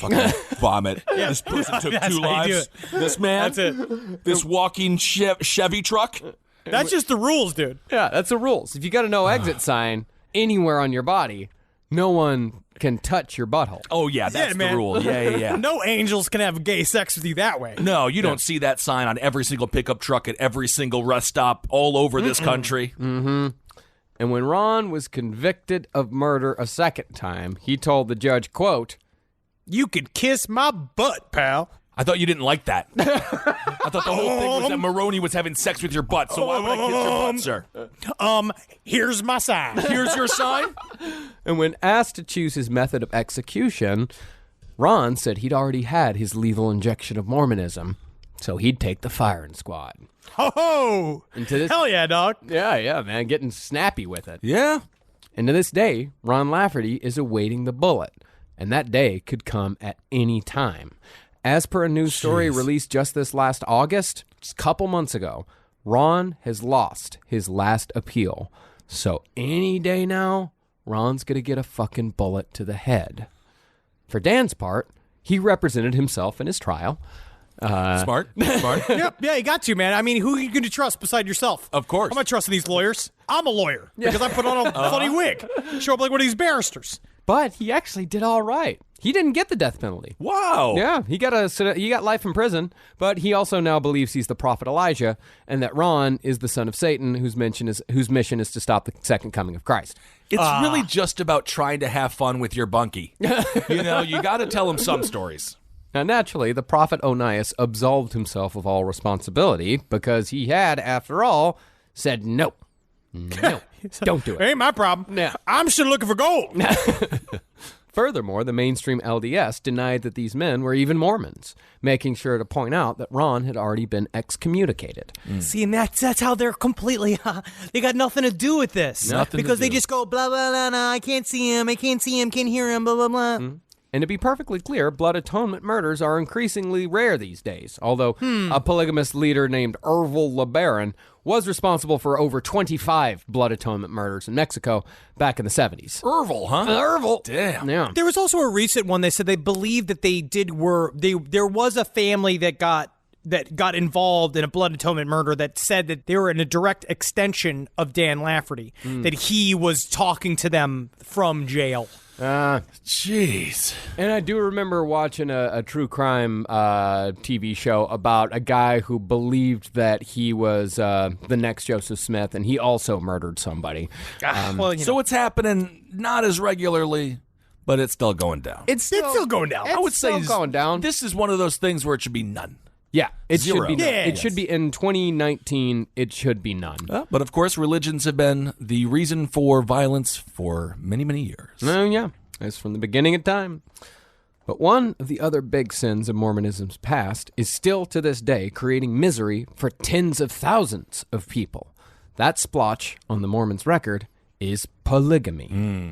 Now, we're not saying that poly relationships are a bad thing, as we know plenty of people out there who live in loving, if stressful, polyamorous relationships. It's a lot of rules. You really got to follow by the rules, but at least they don't come from God. Yeah. They come from San Francisco. But it is the specific brand of polygamy that the Fundamentalist Church of Jesus Christ of Latter-day Saints practices that's the great sin, because oftentimes women in these communities are given away with no regard for their wishes when they're barely past puberty. They're in slavery. They're in slavery just like the kids. And no man in the history of the FLDS took advantage of this more than Warren Jeffs. Oh, guys, this fucking guy. Warren Jeffs looks like the human being that would become the chatterer Cenobite. Warren Jeffs, I think, because I think I spent the majority of my time researching him, unfortunately. And he is a ghoul. He is a truly evil human being. Yeah, you can tell. Just look at the pictures. There's nothing in those eyes but evil. To reiterate, the FLDS is a direct result of Joseph Smith's proclamation that he himself was a prophet of God. And if Smith can do it, then any man who can convince others that he's telling the truth can do it as well. And unfortunately, if a person has manipulative skills on that magnitude, then that person almost certainly does not have good intentions, because that person is probably a sociopath. Yeah. He kind of looks like Steve Buscemi and John Turturro's abortion. That's sort of imagining Steve Buscemi just coming and all little sperms looking like Warren Jeffs. Just like Warren Jeffs' heads on a sperm. So you know what it gross. is, too? It's also... I do believe there is obviously a modicum of skill, of manipulation that you have to do in these time periods, especially back in the day when they were first splintering off. When the groups are first created, they really have to create a hub of personality that makes people kind of join around you. But in Warren Jeff's specific case, you're now looking at 3 generations of fundamentalist, polygamous lifestyle. So you already have hundreds of children that have been engendered by a generation of schooling to receive the further teachings of Warren Jeffs. These people have been raised in such a vacuum, and because it's been built into their entire lives, it's their whole family, it's their entire existence. Warren Jeffs, who I would not call a charismatic human being, unless you just want to do capital C charismatic, where he kind of like it's kind of forced upon him because of his role within this society that has been specifically, literally bred to believe in this leadership style. That's what allows him to be so successful in creating an entire system of abuse. Well, that's the thing when it comes to foundations. This is just, obviously they get, once the foundation is Joseph Smith, Warren Jeffs can take that to the next level. When it comes to sports, you got Dr. J, Julius Erving. He's doing a reverse layup. Yep. Everyone's like, unbelievable. Yep. Now, Everyone does it, but you got to do it first. But you build on the next generation. That MJ's taken off from the free throw line. Now, freaking LeBron can probably do it from the 3-point line. Yeah. I feel like this works, but I also feel like I think it doesn't fully connect. I am not certain. It's for me, and again, it's like Bobby Bonilla with his $1 million contract moving into the future. You just kind of set it up at the beginning. You got to set it up in the beginning. No, I get it. I know you get it. Yeah. Henry only reads Dune. Yeah, when we release the first episode of No Dogs in Space here pretty soon, the music history podcast that me and Carolina are doing, you can hear a similar argument when it comes to the Stooges. Ooh, the Three Stooges. What a comedy podcast there. That's pretty good. That's pretty good. That's pretty good. Hey, Pretty Henry, good. how was that, huh? It's fine. Well, when it comes to cult leaders, this manipulative sociopathy seems to invariably lead to sexual abuse and sometimes outright murder. In the case of Warren Jeffs, it was undoubtedly and disgustingly the former. Warren Jeffs sexually abused countless children and adults in the FLDS, both male and female, and those victims sometimes included his own daughters and nephews. And oftentimes, Jeffs was joined by other senior members of the FLDS. Well, much like the U.S. government, this is a way it's a secret-keeping technique. It's a secret-keeping technique. The idea is that everybody's in on this in. You have to double down all the time, because if you are then implicated as a part of a series of especially sexual crimes, it destroys everyone. So everybody has to stay solid. And it's also it creates this fucked up scenario because it's all in the family. It's literally, as it goes further, too, it's more deeply, it is literally your family that is all implicated in all of this bullshit. That the idea of fucking with the system would destroy your entire universe, so you're sort of forced to also help support it. Can we just give a time frame here? What era are we in now? We are now in... Because we're in relatively recent history. When Warren Jeffs comes in power, we're talking early 2000s, late 90s, something like that. But we are in this century. Oh, God, yes. Yes, so that's clear that up. This isn't something happening in the 60s or 70s. This is happening basically in real time. In our lifetimes. Easily in our lifetimes. If not in high school. It's fucking nuts. Yes. The end of it came when we were in fucking college. Mm-hmm. All of this is extremely, extremely recent. Yes, it is. Well, Warren Jeffs is a predator, plain and simple, and his teachings gave permission to other predators to do the same, all while Jeffs convinced his followers that the abuse was not only normal, but essential to their entire belief system. See, the phrase that the women and children of the FLDS were told over and over again to the point where it was embroidered on their pillows was, "Keep sweet no matter what." Keep sweet. That's always the thing they say is keep sweet. You keeping sweet? It's very scary because this is going to become, you're going to the center. This is truly the final extension of Mormonism to deep cultism inside of Warren Jeffs' mind. And there's actually a great horror movie that came out, I believe it was this year, maybe last year, Level 16. Have you seen Level 16? I have not. It plays on this narrative, and it is really good. So if you get a chance, check it out. Level 16, worth a watch. Hell yeah. Well, with the phrase keep sweet, the FLDS was able to ensure that women and children stayed compliant and submissive always. And if those people did not keep sweet, then the punishment was often swift and severe, usually resulting in extreme isolation in which the women were locked away from their children for months at a time. The most tragic part about this is that Jeffs was teaching these people that the outside world was even worse, which kept most of them terrified every single day of their lives. I listened to testimony from one victim of Warren Jeffs, and when she started to be molested by him, the first thing she thought was like, wow, this is supposed to be where I'm safe. So if outside of here is worse than here, I definitely don't want to leave my community. Right. Yeah. In fact, Jeff's own daughter, who has since left the church, she said that even though Warren started abusing her at the age of 8 years old, she felt lucky to be under his protection. Gross. Because if the outside world was worse than this, then it was wicked beyond imagination. So, who is Warren Jeffs? And how did he get this sort of power? That's the question here. All right.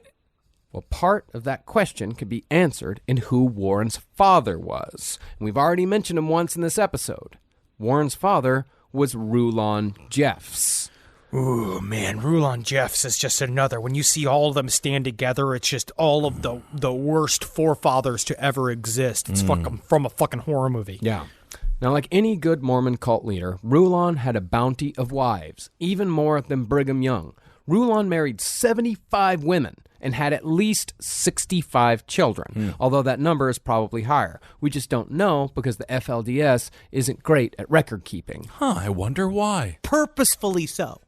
So that nothing could ever be trained. Which, again, I was even talking about this with Ed Larson this week, about the idea of, like, guys in the KKK wearing masks, where it's like, you know it's bad because you're hiding it. Yeah. But you still, but then you flip it, acting like our secrecy is what makes us truly pure, and that, because everybody will fuck with our perfect way of life if they just knew about it. Well, it's also a way to hate society even more, because it's saying society is making me do this. Right. I shouldn't have to do this. So fuck society. And out of those 65 some odd children that Rulon Jeffs had, the skinny, incomparably creepy Warren Jeffs made his way to the top by the simple virtue of surviving. See, Warren had been born 7.5 months early. He was a 2.5-month preemie. Damn. And he somehow survived to become his father's favorite. They looked at him as the miracle baby. Yeah. That's what they called him, because he was born of Rulon's favorite wife, because they always have favorites. I believe it was his 6th or 7th wife. Well, as a child, Jeffs was described as a spoiled brat who constantly wet his pants. And he was also a born pervert. By the time Jeffs was 8, women and girls knew to tape newspapers over their windows when little Jeff came to visit. Jesus. And in 1973, when Rulon set up a private FLDS school, he installed the 20-year-old Warren as the principal. Yeah, dude, he started as a teacher when he was 17. He barely graduated high school, and then they just made him a teacher because they don't believe the actual schooling is important. Yeah. It's this thing called the Alta Academy, which was just this breeding ground of abuse. Similar what they did with Epstein. Gave him a very high-powered position with no education. Interesting. Now, needless to say, Jeff was not the most capable of headmasters. No. Some kids graduated still unable to write or even speak in complete sentences. See, the thing is, it's like a reverse school where I make them dumber. So technically, I did a great job. And some of these people, just like Jeff's, went straight from sitting at the desk to standing in front of the class to teach. Because private school teachers don't need college degrees. Of course, education wasn't really the point. The school itself actually had labor and delivery rooms ready to go when the girls were ready to give birth. Because if they gave birth there, the pregnancy wouldn't be on the record at the hospital, and uncomfortable questions wouldn't have to be answered. Yeah, like, is the father of this baby your father? Which would happen again and again. And also, it kept their numbers off the any sort of official census. So that the idea is also make sure that no one knew quite how many people were living in these communities. But other women, who were, I guess, deemed not a risk, what they would do is they would men would marry their first wife, and every single wife after that would be a single mother. And all of them would get welfare, as much welfare as they possibly could, pumping the system as hard as they possibly could. Working that scam. Oh, yeah. That's how they bleed the beast, and that's how they'd get all of the benefits they were going for. And it's got many things, and it also isolates you. It also gives you a good sense from when you're a little kid that there is literally no escape. Not surprisingly, this school is where Jeff's abuse began. He beat the boys so hard with yardsticks that the instruments would break, and he would run his fingers over girls' legs under the guise of checking to make sure their dresses were long enough. Apparently, they called him the dress policy cop because none of them fully understood why Warren Jeffs was so obsessed with what the girls were wearing to school, and that he wanted to make sure, like, he created the dress code, and that he would bring girls in there alone again and again to check to make sure that they were wearing proper clothes. Good Lord. I mean, I wasn't allowed to wear wrestling shirts my senior year. Yeah. Yeah. Yeah, I remember, I went to Catholic school. Yeah. Remember that? It was the Attitude Era. Yeah. So Stone Cold had a lot of blood on his shirts and stuff. Yeah. A lot of Yeah, bloody it's the imagery. same. Yeah. Yeah. No, it's totally It's the different. same. It's just totally different. Just They made me tuck in my T-shirts. yeah. So that's actually normal. Those I are was both encouraged to be an individual. Yeah, but this is obviously extremely abusive. Yeah. But that was the small stuff. And here's a warning because it's about to get horrible. While at the school, Warren Jeffs repeatedly anally raped his 4 nephews when all of them were between the ages of 5 and 7. And it wasn't just Warren who did it either. One of those boys who wrote a book on the subject called Lost Boys said his other uncles, along with Warren, would take turns raping him in the children's bathroom while the older children were at sermons. And while they were doing it, the men would ramble on about how this was all a secret initiation into the priesthood and that everyone did it. But if the boy ever told anyone, he would be eternally damned. It's very, very convenient. And also, at this time, Rulon's still alive. So Warren Jeffs is the favorite son of the prophet, which adds another, second layer because he's not fully the prophet yet. No. But Warren Jeffs, like true predators often do, understood that eventually he would be the prophet. And so he's setting a groundwork of abuse deep inside, like setting a ribbon of it through the entire church so that when he took full power, it's almost like you have groomed an entire generation into accepting that this is a part of what God's will is. And it is hard to understand how powerful Warren Jeffs was because now he's obviously just the wormy, weird, impotent man jerking off in prison. But you think about, he is the descendant of a prophet.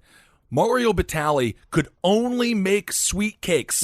He was still able to basically have a factory of people that he was able to abuse. So that is the level of power we're talking here. Yeah, we're talking the power of God. Power structures. That's why it's really important for people on the tops of so-called either corporate or social pyramids to understand that they have this agency. That's what they don't. That's what we're dealing with as a society right now, where it's stuff like Warren Jeffs shows is a perfect example of when you breed it all in. Because also it starts with this sentence that he does a lot, the motto of the academy, which was perfect obedience produces perfect faith. Ugh. So after 13 years of Warren Jeffs being allowed to do this shit to kid after kid after kid, and after he picked up 2 wives, Rulon Jeffs became the prophet of the FLDS, and Warren became his right-hand man. Now, Rulon played fast and loose with a lot of the rules of Mormonism. Rulon was a vodka man, and the kids were all warned about taking a sip from his ever-present tumbler filled with what he called grandfather water. It's the most normal thing I've heard yet. Yes, it's really the only thing that is that's what every grandfather calls the thing in their special cup. Yeah. And Rulon governed like a classic cult leader as well, stripping wives and children from men and giving them to those he deemed worthy, while also taking adolescent wives of his own. But in 1998, Rulon had a major stroke. He was gross before, but when he had the stroke and half his face is fucked up, and then, he's the leader of the prophet, but this motherfucker just would not die. He's just turning more and more of a question mark in a chair, literally screaming, "Why can't I go? Why can't I die?" And they have to all kind of be like, "Oh, Rulon, it's time for you to have another wife." Well, Warren, who'd been waiting for the opportunity to take control for years, he stepped up and said that while his father now had the outward mental capacity of a child, Rulon could still command, and Warren would be his father's mouthpiece. Pretty soon, Warren was making predictions and saying that his dementia-ridden father was really the one making them. Oh yeah, I think that's what the top aides of Bob Dole are doing now. Yes. No, Bob Dole definitely wants us to buy an apple. Yes, absolutely. First, Warren predicted the apocalypse would come in September of 1998. Oh, way too early, Warren. Way too early. Come on. When we all survived that, it was moved to October. Then December. When that didn't happen either, he amended the date to reflect the 111st birthday of the man who had been in charge before Rulon. Yeah, Leroy Johnson. Yeah. And when that didn't come either, Warren went classic Coke with the whole thing and said the world would end. Guess when? 2001, 9/11, 2001. That's a good guess, though. Yeah, good guess, but January 1st, 2000. Oh, New my millennium. God. Yeah, Y2K, buddy. Y2K. You remember how scared we were? Oh, yeah. I ate a lot of chili. My parents stocked up on that sweet Hormel. I tell you what, Mom and Dad, if we're going up to heaven with the whole, when they're going to come to rapture, they're going to get me with a whole lot of chili diarrhea. Yeah, they will. I loved it. I was driving around with my buddy Wes listening to Korn talking about how much this town sucks. Yeah. Fuck Oh, yeah, of course, dude. man. Corn was awesome. If you ate a bunch of chili and you got raptured, do you think the chili shit would just be left behind and you disappear? I think the bodies are left behind. The soul gets raptured.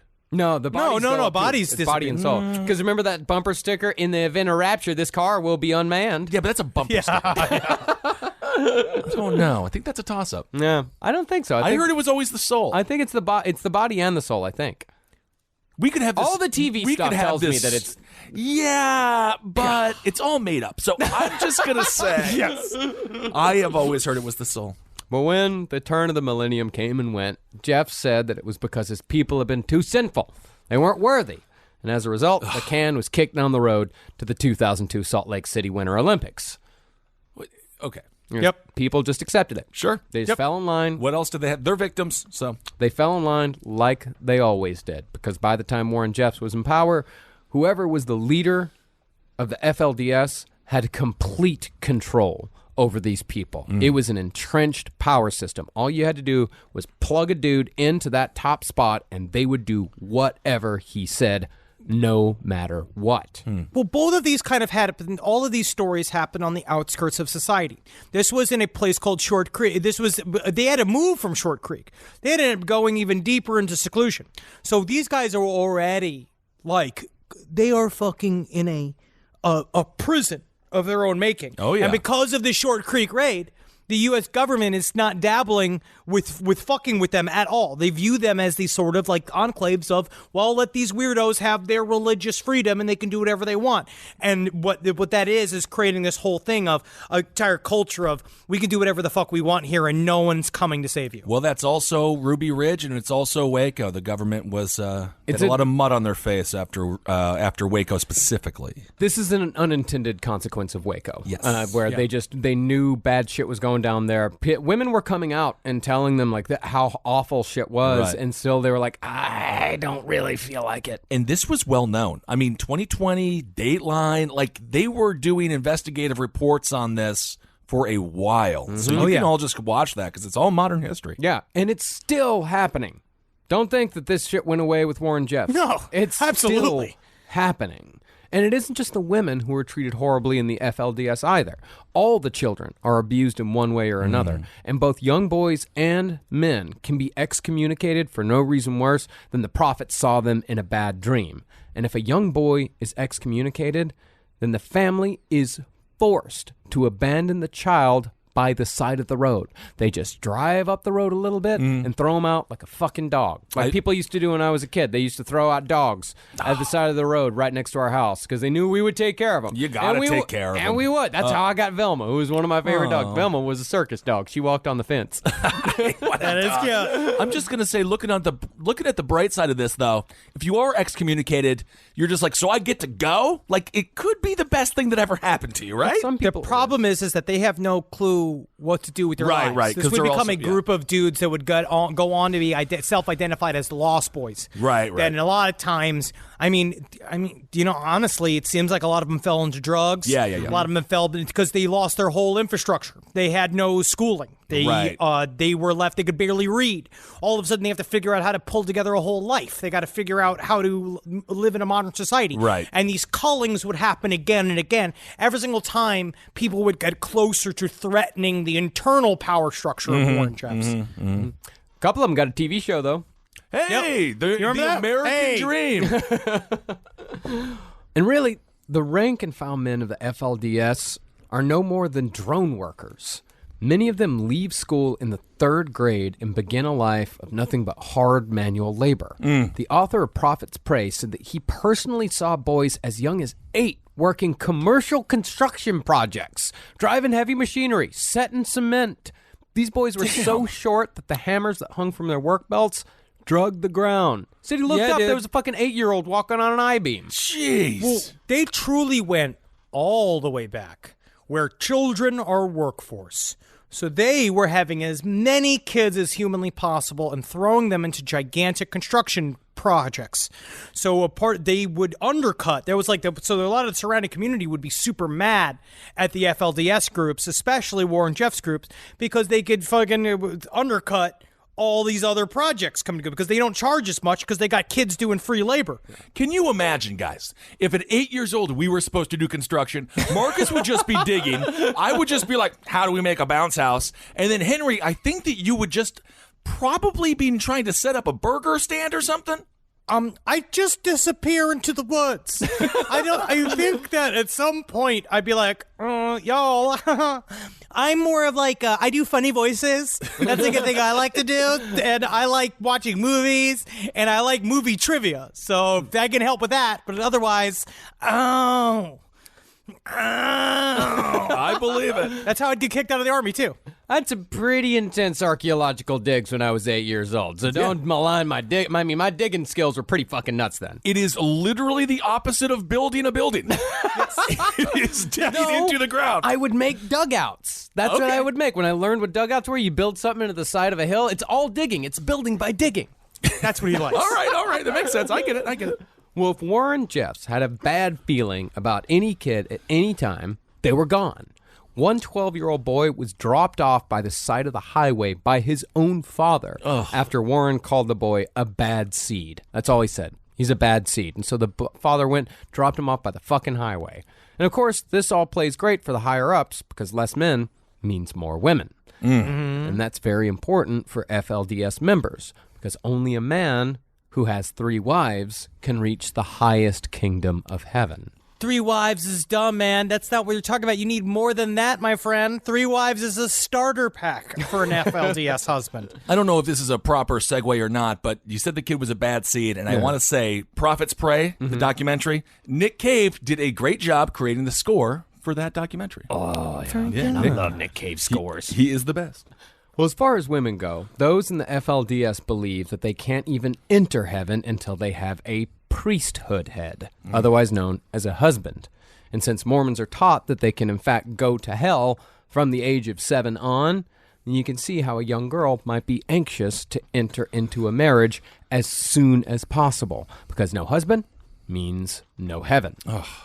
So, by the early part of this century, the academy where Jeffs taught was sold, the Salt Lake City United Effort Project closed up shop, and the entire operation moved to Colorado City, Arizona. And there, Jeffs started tweaking rituals.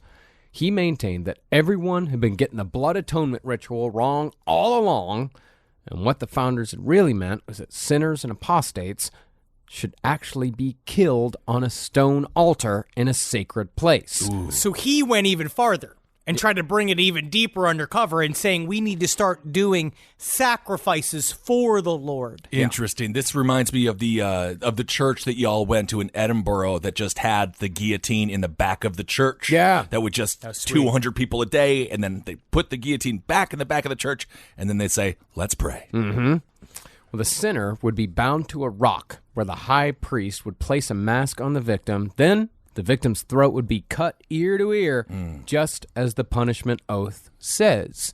And the priesthood would drink the blood and burn the body as an offering to God. Yeah, man, reasonable. He's going straight primitive with this. He's going back to the early days. Now, Jeffs never actually did this, as far as we know. That's not for lack of trying. He came very close at least once after a girl named Vanessa Robach was rebaptized by a rival FLDS sect after she had run away from an abusive marriage. That's the thing. Warren Jeffs is just one part of the FLDS. It's a large part. It's a very large part, but he's still just one part. They all viewed him as the outlier, though. So the other ones were all like, well, Warren Jeffs is kind of weird. We just have a lot of wives over here, and yeah, they can't do a lot, but Warren Jeffs, he's a fucking weirdo. He's a super weirdo. Yeah. Now, the rebaptism was bad enough, but when this girl requested to marry her boyfriend, a man she had chosen, Jeffs wanted nothing more than to tie her to a rock and slit her throat. And he even began making preparations to do it. He started telling people, go out, find her, bring her to me. Go to Target and get one of those big styrofoam rocks that they have because it's summertime. And we got to do it. It's one of those fun things. You get it in the decoration section. We just do it. Just get it done. I want to see her blood. But thankfully, word got to the FBI before Jeffs could get the girl. And once the FBI got involved, Jeffs took a step back. But now, Jeffs was on the FBI's radar. Yay! And he wouldn't leave it until the day he was arrested. And all this time, Jeffs was still saying that orders were coming from his now 92-year-old stroked-out father, who on his more lucid days would still be wheeled out to the church to yell catchphrases like this. The judgments of God are upon you. And then straight up like this, where Warren Jeffs, they would go like, Warren Jeffs is now the perfunctory leader of the church. He's leading sermons and be like, but I'm not the prophet here. It's just like, we need to speak with my father and see what my father says. And they would wheel him out and straight up, like, hit him with their elbow. And you go, the judgments of God are upon you. And it's like, all right, great work, Rulon. Wow. Great work. And when they were done with Rulon, they'd just wheel him back to his room. Yeah. Bye-bye, Rulon. Bye-bye. Could you not have me facing the wall this time? I would love. Can I face the television, please? When will I go? When will I die? Technically, you just went in your pants again, sir. Yeah.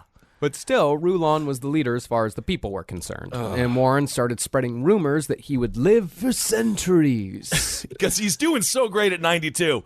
He survived. When will I die? Yeah, the man is demanding death. And Warren used his father in other ways as well. Warren married girls off to Rulon well into Rulon's 80s and 90s, just to take him off the board. And Rulon would still manage to have sex with these young girls. I firmly believe Anna Nicole Smith loved that man. And if that's what we want to talk about now. No, young girls, disgusting. like 13-year-old girls. Oh, okay. Well, I don't know if she loved him, but she was fine with it. But the idea of you bring him into Rulon Jeff's room, which is a secret little room, and he's like, bring him closer, bring him closer. And then they go, and he's like, this is your new wife, Uncle Rulon. And then they would just pop her up on your knee, and you'd have to sit there and stroke old man Rulon's crotch while Warren Jeffs watched you, because they had to make sure that the relationship could be consummated. So they would have these moments where they would do a boner check on Rulon. I'm not even making this up. That they would go and literally like blink, blink, blink, plink his penis to see if they could still get it up in order to get her going. But the thing is that Rulon liked him a little bit older than Jeffs did. He liked them to be 17, 18, more legal, but Warren Jeffs would get them far, far too young to be with Rulon, and then Warren Jeffs would sleep with them first to ready them for their husbands.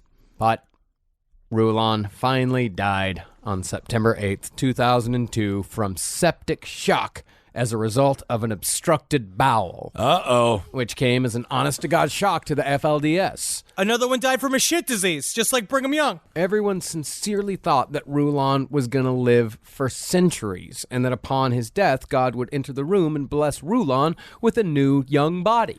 Woo! The only person who didn't believe this, it seemed, was Warren Jeffs, because Warren Jeffs was ready. It's almost like he was counting upon his death in order to be totally in charge. And there are some intimations, if you watch both Damned to Heaven and Prophets Pray, which are both essential documentaries on this topic, they both believe that Warren Jeffs might have essentially murdered Rulon Jeffs by feeding him heavy fat foods and giving him more booze to drink as he got older. But it's like, he still lived to the fucking age of 92. Like, he didn't have to feed a lot to a 92-year-old man to fucking kill him. Yeah, I think he just died. Out of all the horrible things that Warren Jeffs did, because I remember that too, and I'm like, I don't know, dude. Like, well, I don't know, man. After his father died, he married his father's nurse and kept her in hiding. Yeah, but Warren Jeffs is Scott. I mean, I don't know. No, kept her in hiding so she wouldn't tell his secrets, so she couldn't tell people any of this shit. Oh, my goodness. And 2 days after his father died, Warren swooped in and took his father's quote-unquote best wives for himself and handed what he considered to be the undesirables to lesser men. I wish I could tell you that this is going to get like an easier listen, but it's really not. It's going to get a lot more. We have definitely saved the worst for last in this series. It's the most recent, so. Yeah.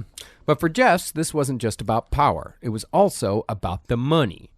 Now, although the FLDS at large sits at around 30,000 members, only about 10,000 are under the control of Warren Jeffs. And every bit of money those people make gets funneled back into the church, into the UEP. And it wasn't like they were just taking money from like low-wage construction workers. They're not getting $5 donations, $10 donations.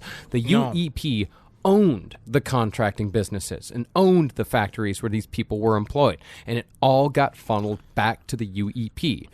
To tell you how big these businesses were, Rulon Jeffs himself founded Utah Tool and Die, which eventually came to be known as HydraPack. And if the name HydraPack sounds familiar, it's because they were the subcontractor who built the faulty O-rings, which caused the Challenger shuttle to explode in 1983. The original O-rings of the Challenger shuttle were built in the living room of polygamists. This is not even that's not a bit. That is not an exaggeration. The first models were just built in some guy's fucking house in the middle of Arizona and sent to Cape Canaveral to attach to a spaceship. I was going to say NASA should have known something was weird when a truck pulls up driven by a 10-year-old, and then all the O-rings are delivered by 9 and 12-year-olds. Children built these things, perhaps.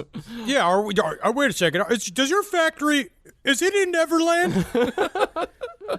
Good God. Yeah. And so this is, that is really remarkable, though. It's huge. It's a national tragedy that these people are directly responsible for. Wow. Directly responsible for, but also this follows back to, you know where the first seed this started with?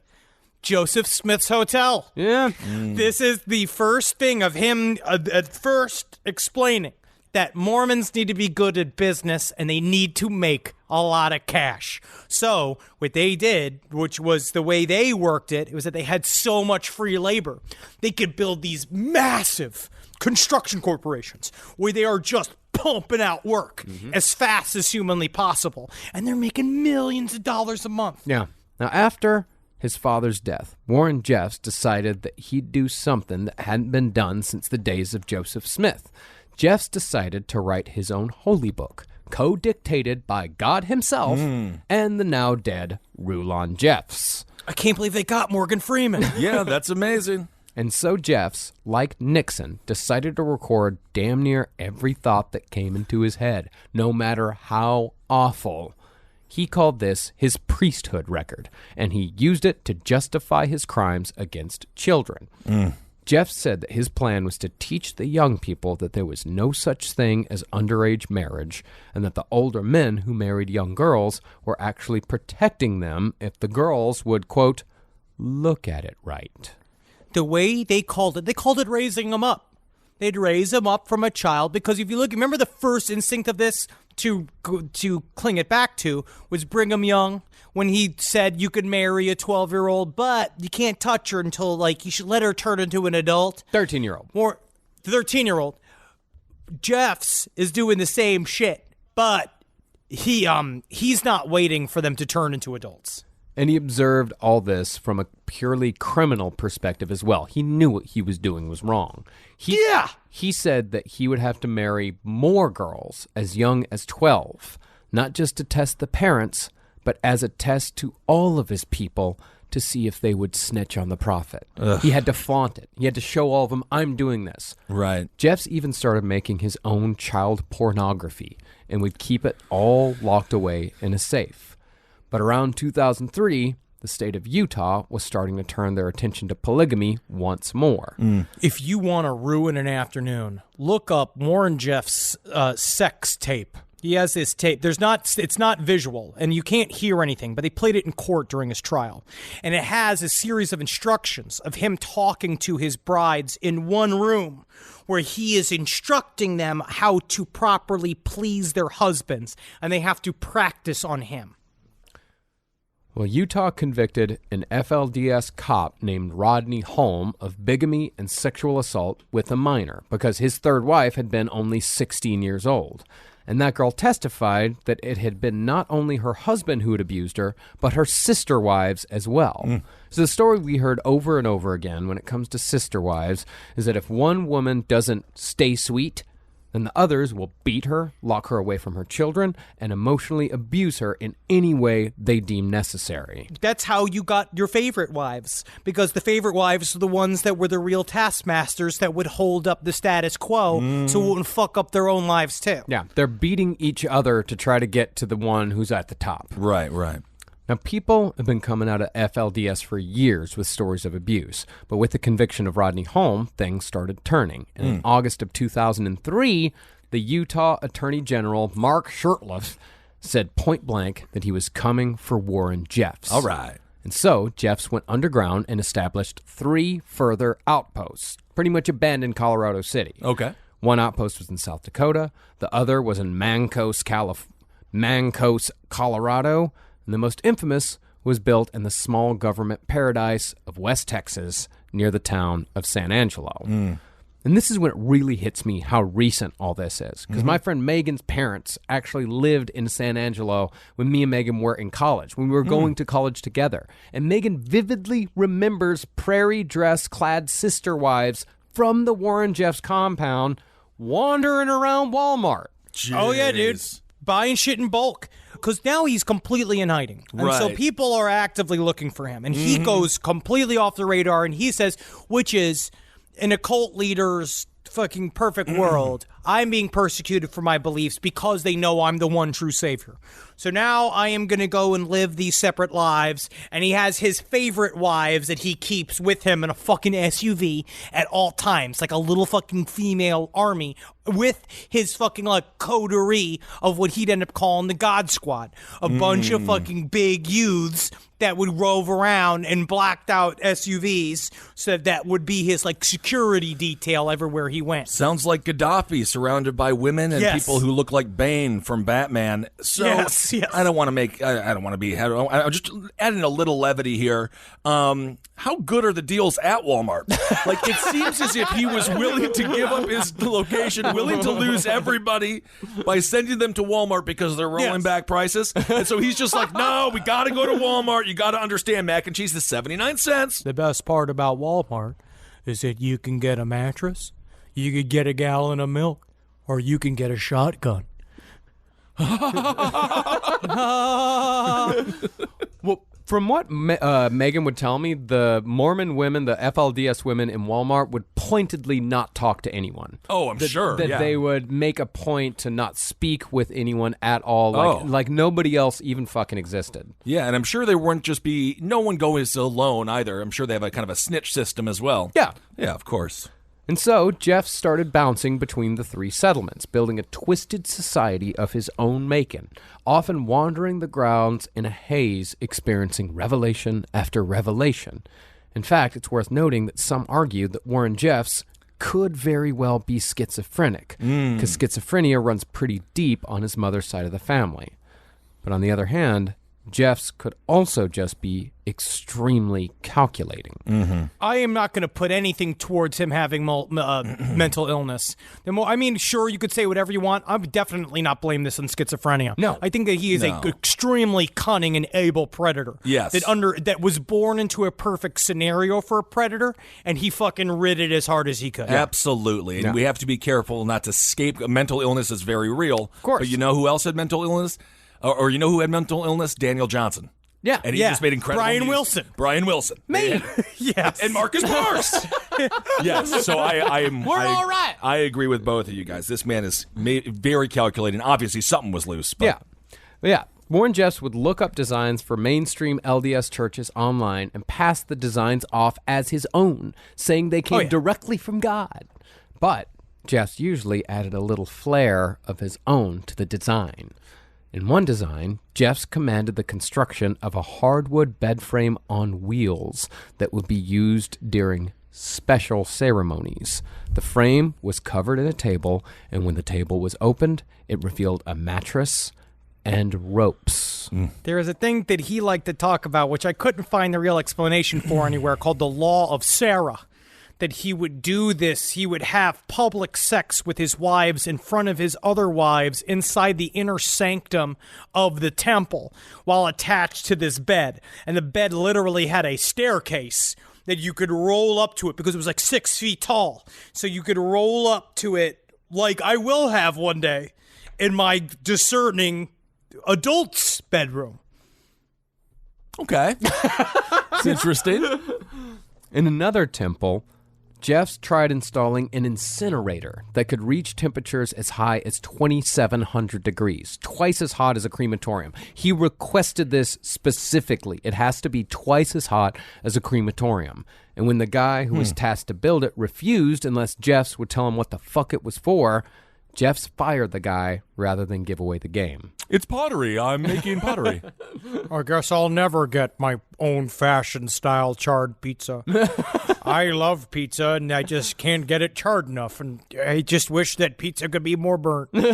You know what? It does matter. Mm-hmm. It does matter. I like a good hard crust. Oh, I don't like it. I like a hard crust. I like a good soft Like a hard crust. Like a hard crust. What really baffles me about Warren Jeffs was that, well, if you think about it, Jim Jones, yeah, he sounded like Droopy Dog, but he could still whip up a room. By contrast, Jeffs sounded like a fucking deflated balloon filled with Droopy Dog's liquid shits. He sounds fucking awful. Maybe they feel pity for him then, so then they say, oh, he can't be a bad man. Look how meek he is. A little, you know what's strange? I think that you're accidentally correct a little bit. I'm not accidentally correct. I am purposely correct. I think it does like appearing to be weak. And but it's also just like, he's kind of born into this, so he doesn't have to try hard. That's true. Exactly. We'll take a listen to an excerpt from one of his sermons.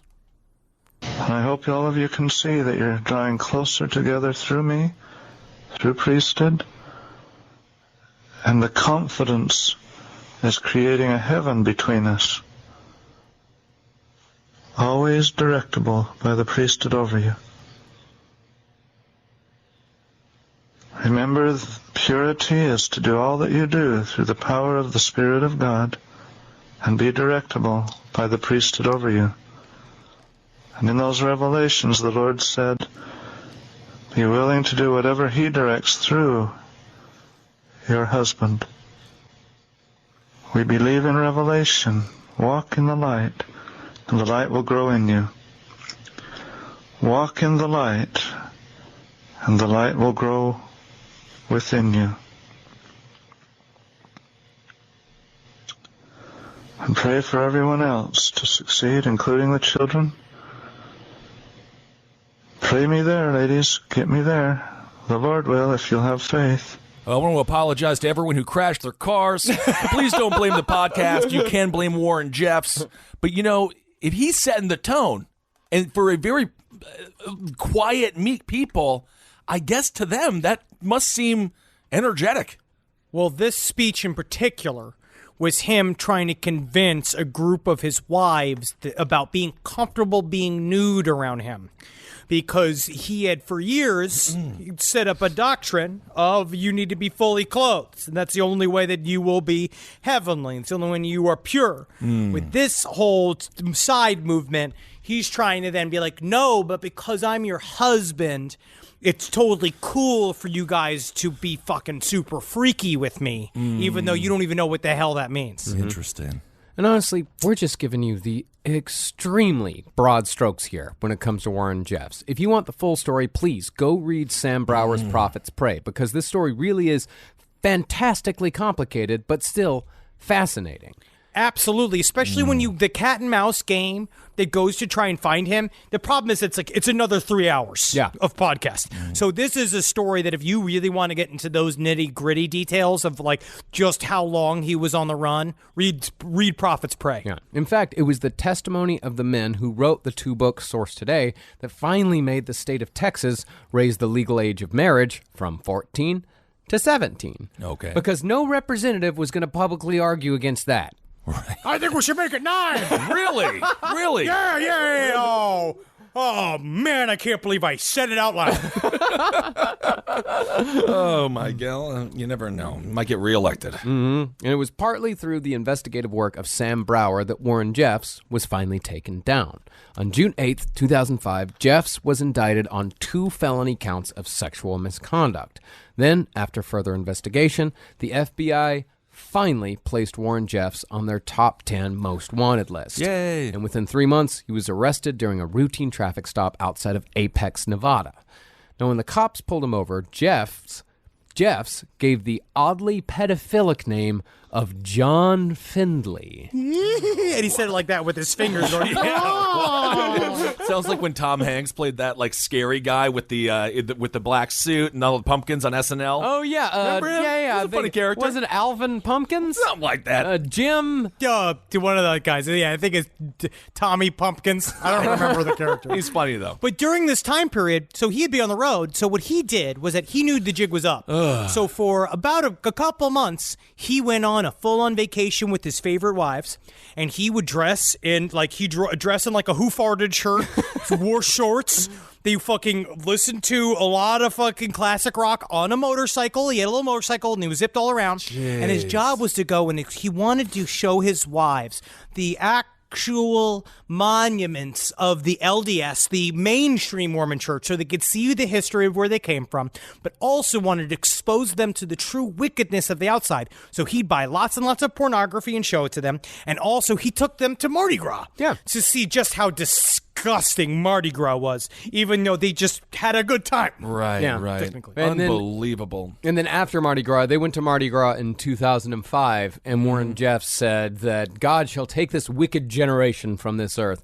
And then when Katrina hit a couple months later, Warren Jeffs took credit. I did that. That was me. I did that. Yeah, it's the same. Yeah, he pulled a Lloyd Royale. He accidentally got something mildly correct. Accidentally. I mean, obviously it wasn't God, but a storm did occur. Yeah, a storm did occur, yeah. Oh, my God.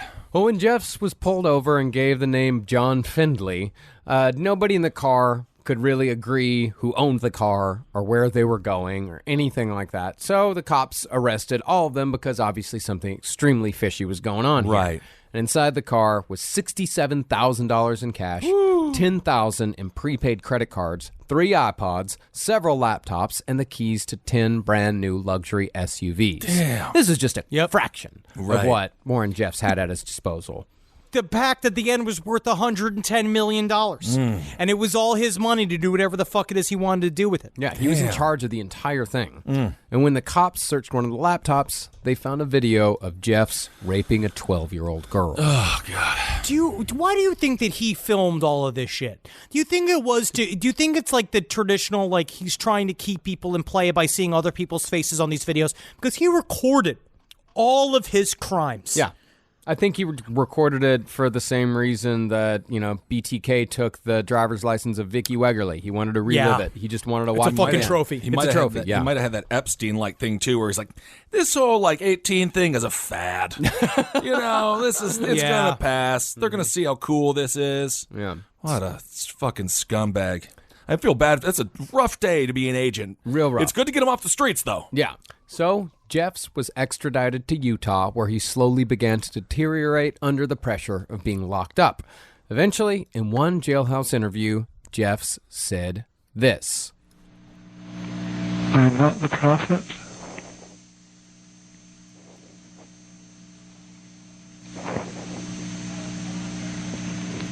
I never was the prophet.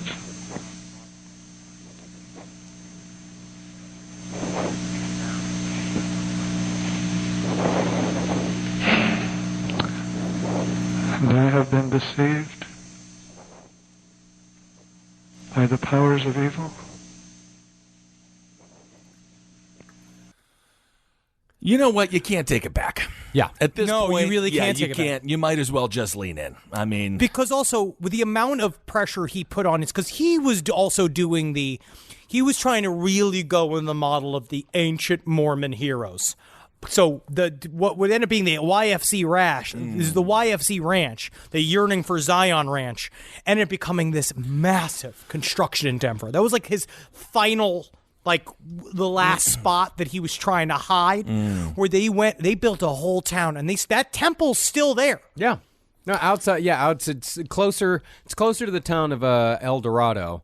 It's fucking creepy. It's sitting out there, like empty, I assume. And these people would it's still full of Mormons at this point. It's still got people living there, right?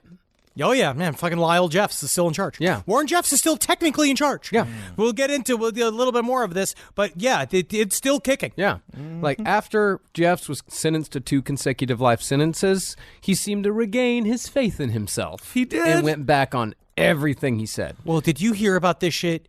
The way he would do, what he did during his sentencing? How he stood up.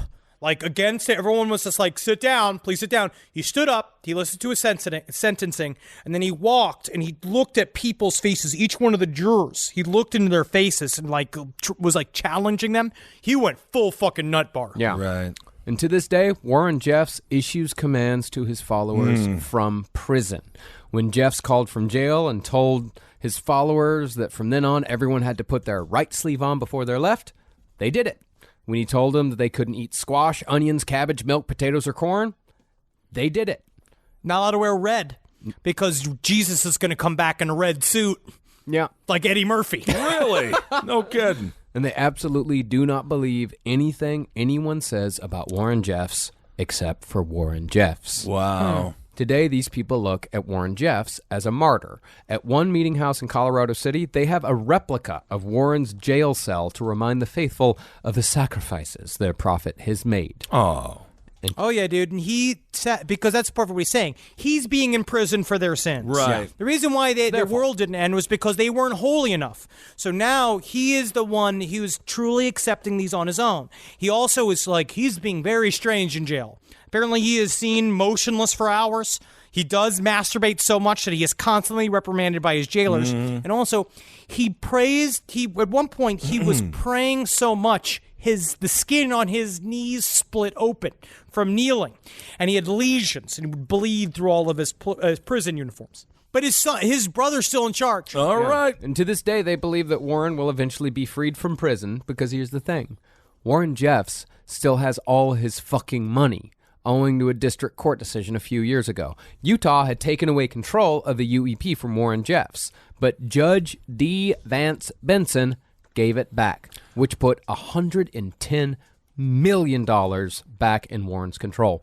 Warren Jeffs will have that money until the day he dies. A lot of phone cards. Because it's a lot of phone cards. And he wrote a book from jail called Jesus Christ, Message to All Nations, with the first paragraph saying, in the name of God, you will release Warren Jeffs, and it will be done. And it's I don't think it's... No, they didn't do it, though, huh? That was 2011. No. He sent it to Barack Obama, sent it to Clinton. All the members of Congress got one. Good. It was 958 pages. Well, as soon as Mitch McConnell becomes president, he's out of it. All right. Now, after this episode, some might think that the FLDS is representative of all Mormons, and we want to be clear that this is not what we're saying. What we're saying is that the FLDS exists because of the way Mormonism was set up by Joseph Smith so long ago. And we're not saying that Mormonism at large is evil or even necessarily a bad thing. Plenty of people derive great joy and comfort from Mormonism, and they don't hurt a single soul in the process. Although, it must be said, those same people probably aren't gay. Yes, because the emails that we have received of people who believe that they have straight up, they've talked about in terms of escaping from Mormonism because it's so familial. Yeah. Because it's so buried deep into generations that people feel like they can't leave. Even when, especially as a woman, it is still not a very woman-friendly fucking religion. No. And it is rough because they are still viewed as baby makers. But nevertheless, Mormonism, whether we like it or not, is here to stay. Although conversions are slowing down considerably, they're still adding about 300,000 converts worldwide every year, which is the equivalent of adding the city of Cincinnati to your religion. But amazingly, as of last year, although Mormons still make up 61% of Utah's population, they are now the minority in Salt Lake City. And I say, if you're happy as a Latter-day Saint, then by all means, stay. But if you're someone who's listened to this entire series with guilt because you have questions about your faith, and particularly the history behind your faith, we want you to know that there's absolutely no reason for that guilt. If you want to leave, then leave. And if your family doesn't accept it or accept you for whatever reason, remember, as we always say, friends are the family you choose. And remember that there are people out there willing and able to help you overcome your fears. Because at the end of the day, just remember that the reason why you're feeling that fear and guilt is because a grave-robbing magician decided 200 years ago that he didn't feel like working his family's rock farm. And the scam he used to escape took on a life of his own, thus birthing the Church of Jesus Christ of Latter-day Saints. God damn. All right, there it is. The Mormonism series has come to a end. That was unbelievable. Damn. This is fucking... You do what you gotta do, man. I guess Mormonism is fine, but I don't care anymore. Especially after all of the history of it. But I wonder what you'd see if you did go to the beginning of Christianity, like what it would be like. Yeah, if it would be I think it's close extremely to similar. There's just something about knowing every inch of it. That really is like Scientology. We know every inch of Scientology, but it still has its hold because it does serve its own functions. It does provide systems of support. Scientology's got a really great rehab program for people that are addicted to drugs. Do they then take everything you own? Yes, but you're not on drugs anymore. And so that's a part of what you kind of decide that it's worth it. So I can see why people want to belong to these giant fucking families, but just understand what you are a party to when you say, yes, I am a Mormon. And don't forget, it's all just a human institution. But again, as I've said, and I'll say it again, Henry, whatever you got to do, don't hurt anyone. This life is very difficult. If you want to, there's a YouTube video that I actually did about 5 years ago. You can just YouTube it. It's Ben Kissel, Feel Free to Go, or something like that. I didn't talk about my experience leaving the Christian faith, or the evangelical faith, more specifically. So that was a great way to wrap it up. Great way to wrap it up. And wonderfully educated. And you're right, man. It's crazy to have such recent history of a cult that now has become a solidified religion, almost to the point where we had a Mormon president. So, almost. So close. It was not really, but it was. But it was the fact that he got there. It was 50-50 shot. Yeah, it was a pretty close election. Yeah. But anyway, we are going on the road. To sort of switch gears here a little bit. We cannot wait to see everyone. We're going to Henry's, I don't know, the place where you became a man. My adopted home. Your adopted Florida. home. We're going to Florida. Guys, don't disappoint us here. All right. This is how you're going to start that. Sold out. You sound like an Andrew Yang email. Okay, guys, we need to talk. Let's get our shit fucking together here, okay, guys? Because Tampa is doing great. We're almost sold out in Tampa. I need people to come to O-Town. Go. Get your Oxy. This is the time. Don't get your Oxy. We have a massive opioid epidemic. And also, I'm just saying, O-Town if is you Orlando. Need it, that's where you'll get it. No one has ever called Orlando O-Town. The band of the members of the band O-Town would like to disagree with you. All right, but we need you there, man. Yes. Miami, I know a lot of our audience gets really sunburnt. Yes. Yeah. No, but just slap on that 75 SPF. Drive to Miami. Yes. We're going to have a good time. Please accompany us in Miami. Yes. Because I don't know if there's going to be 3 men that stick out more in the city than besides us in Stockholm. I am eating some Cuban food. Yeah, y'all been yelling at us to come to Florida for 9 fucking years. So now that we're coming, come on out. Come on out. Come on out. Yeah, go to the lastpodcastontheleft.com and click on the shows tab to buy tickets to that. And other shows we got coming up. We got Portland, Maine on the 21st. We got Northampton, Massachusetts on the 22nd. That's November. Buffalo on the 23rd. And then in December, we've got Toronto, Detroit, and Columbus on the 5th, 6th, and 7th. And Ben and Henry are going to be doing a Side Stories live on November 8th in Washington, D.C. Yes, indeed. Cannot wait to see you in D.C. We really will, won't we? Because that has been scheduled. Unless we both die. Yeah, we will be. No, we can't die before Marcus's wedding. Yeah. I know. At the very least. And guys, I also come to Los Angeles. We're doing a classic night out with Ed Larson at the Pack Theater October 9th at 9:30 p.m. It is free, but donations are accepted. Come on out and see us yuck it up. Absolutely support live entertainment. All right, everyone. Thank you all so much for listening to this Mormonism series. And for listening to our longest episode ever. Longest episode ever and the longest series ever. Yes, without a doubt. We put it. But now, guys, you know what's also coming? Uh-oh. Can you feel it? Leaves. It is almost Halloween, and our goal now, so in these next couple weeks, we're going to get spooky. I'm very, very excited. I don't know exactly what we're going to talk about yet. Yeah, we kind of been focused so hard on Mormonism that we forgot that there are going to be other episodes after Mormonism. So we're for the rest of our lives. So we have to keep doing the show for a bunch more years. Yeah. So now we got to get back into pocket, and we're going to do this. Are we going to be taking in listener submissions for stories? Are we doing a listener pasta type thing? Should we plug that on here? Side Stories? On Side Stories, we'll be doing it. Great. On Side Stories, we're going to be doing to celebrate the month of October.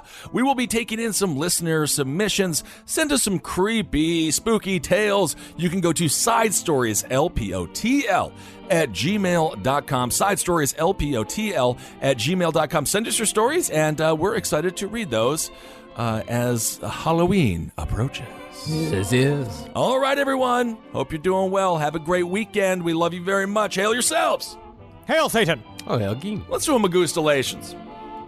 Hail me, if y'all will. Or, just not too much of hailing any other person, though, because then it becomes a cult, and then it's a problem. Yeah, exactly. Just be an individual. The only kind of polygamy I'd ever do is get more dogs. Yeah, that's a good polygamy. Dogimity? It sounds like you're just fucking these dogs. No, I know, hoping that Henry, maybe they'll produce the ultimate human dog hybrid. Your mind is what my father would say, warped. Wow. Wow. This show is made possible by listeners like you. Thanks to our ad sponsors, you can support our shows by supporting them. For more shows like the one you just listened to, go to lastpodcastnetwork.com.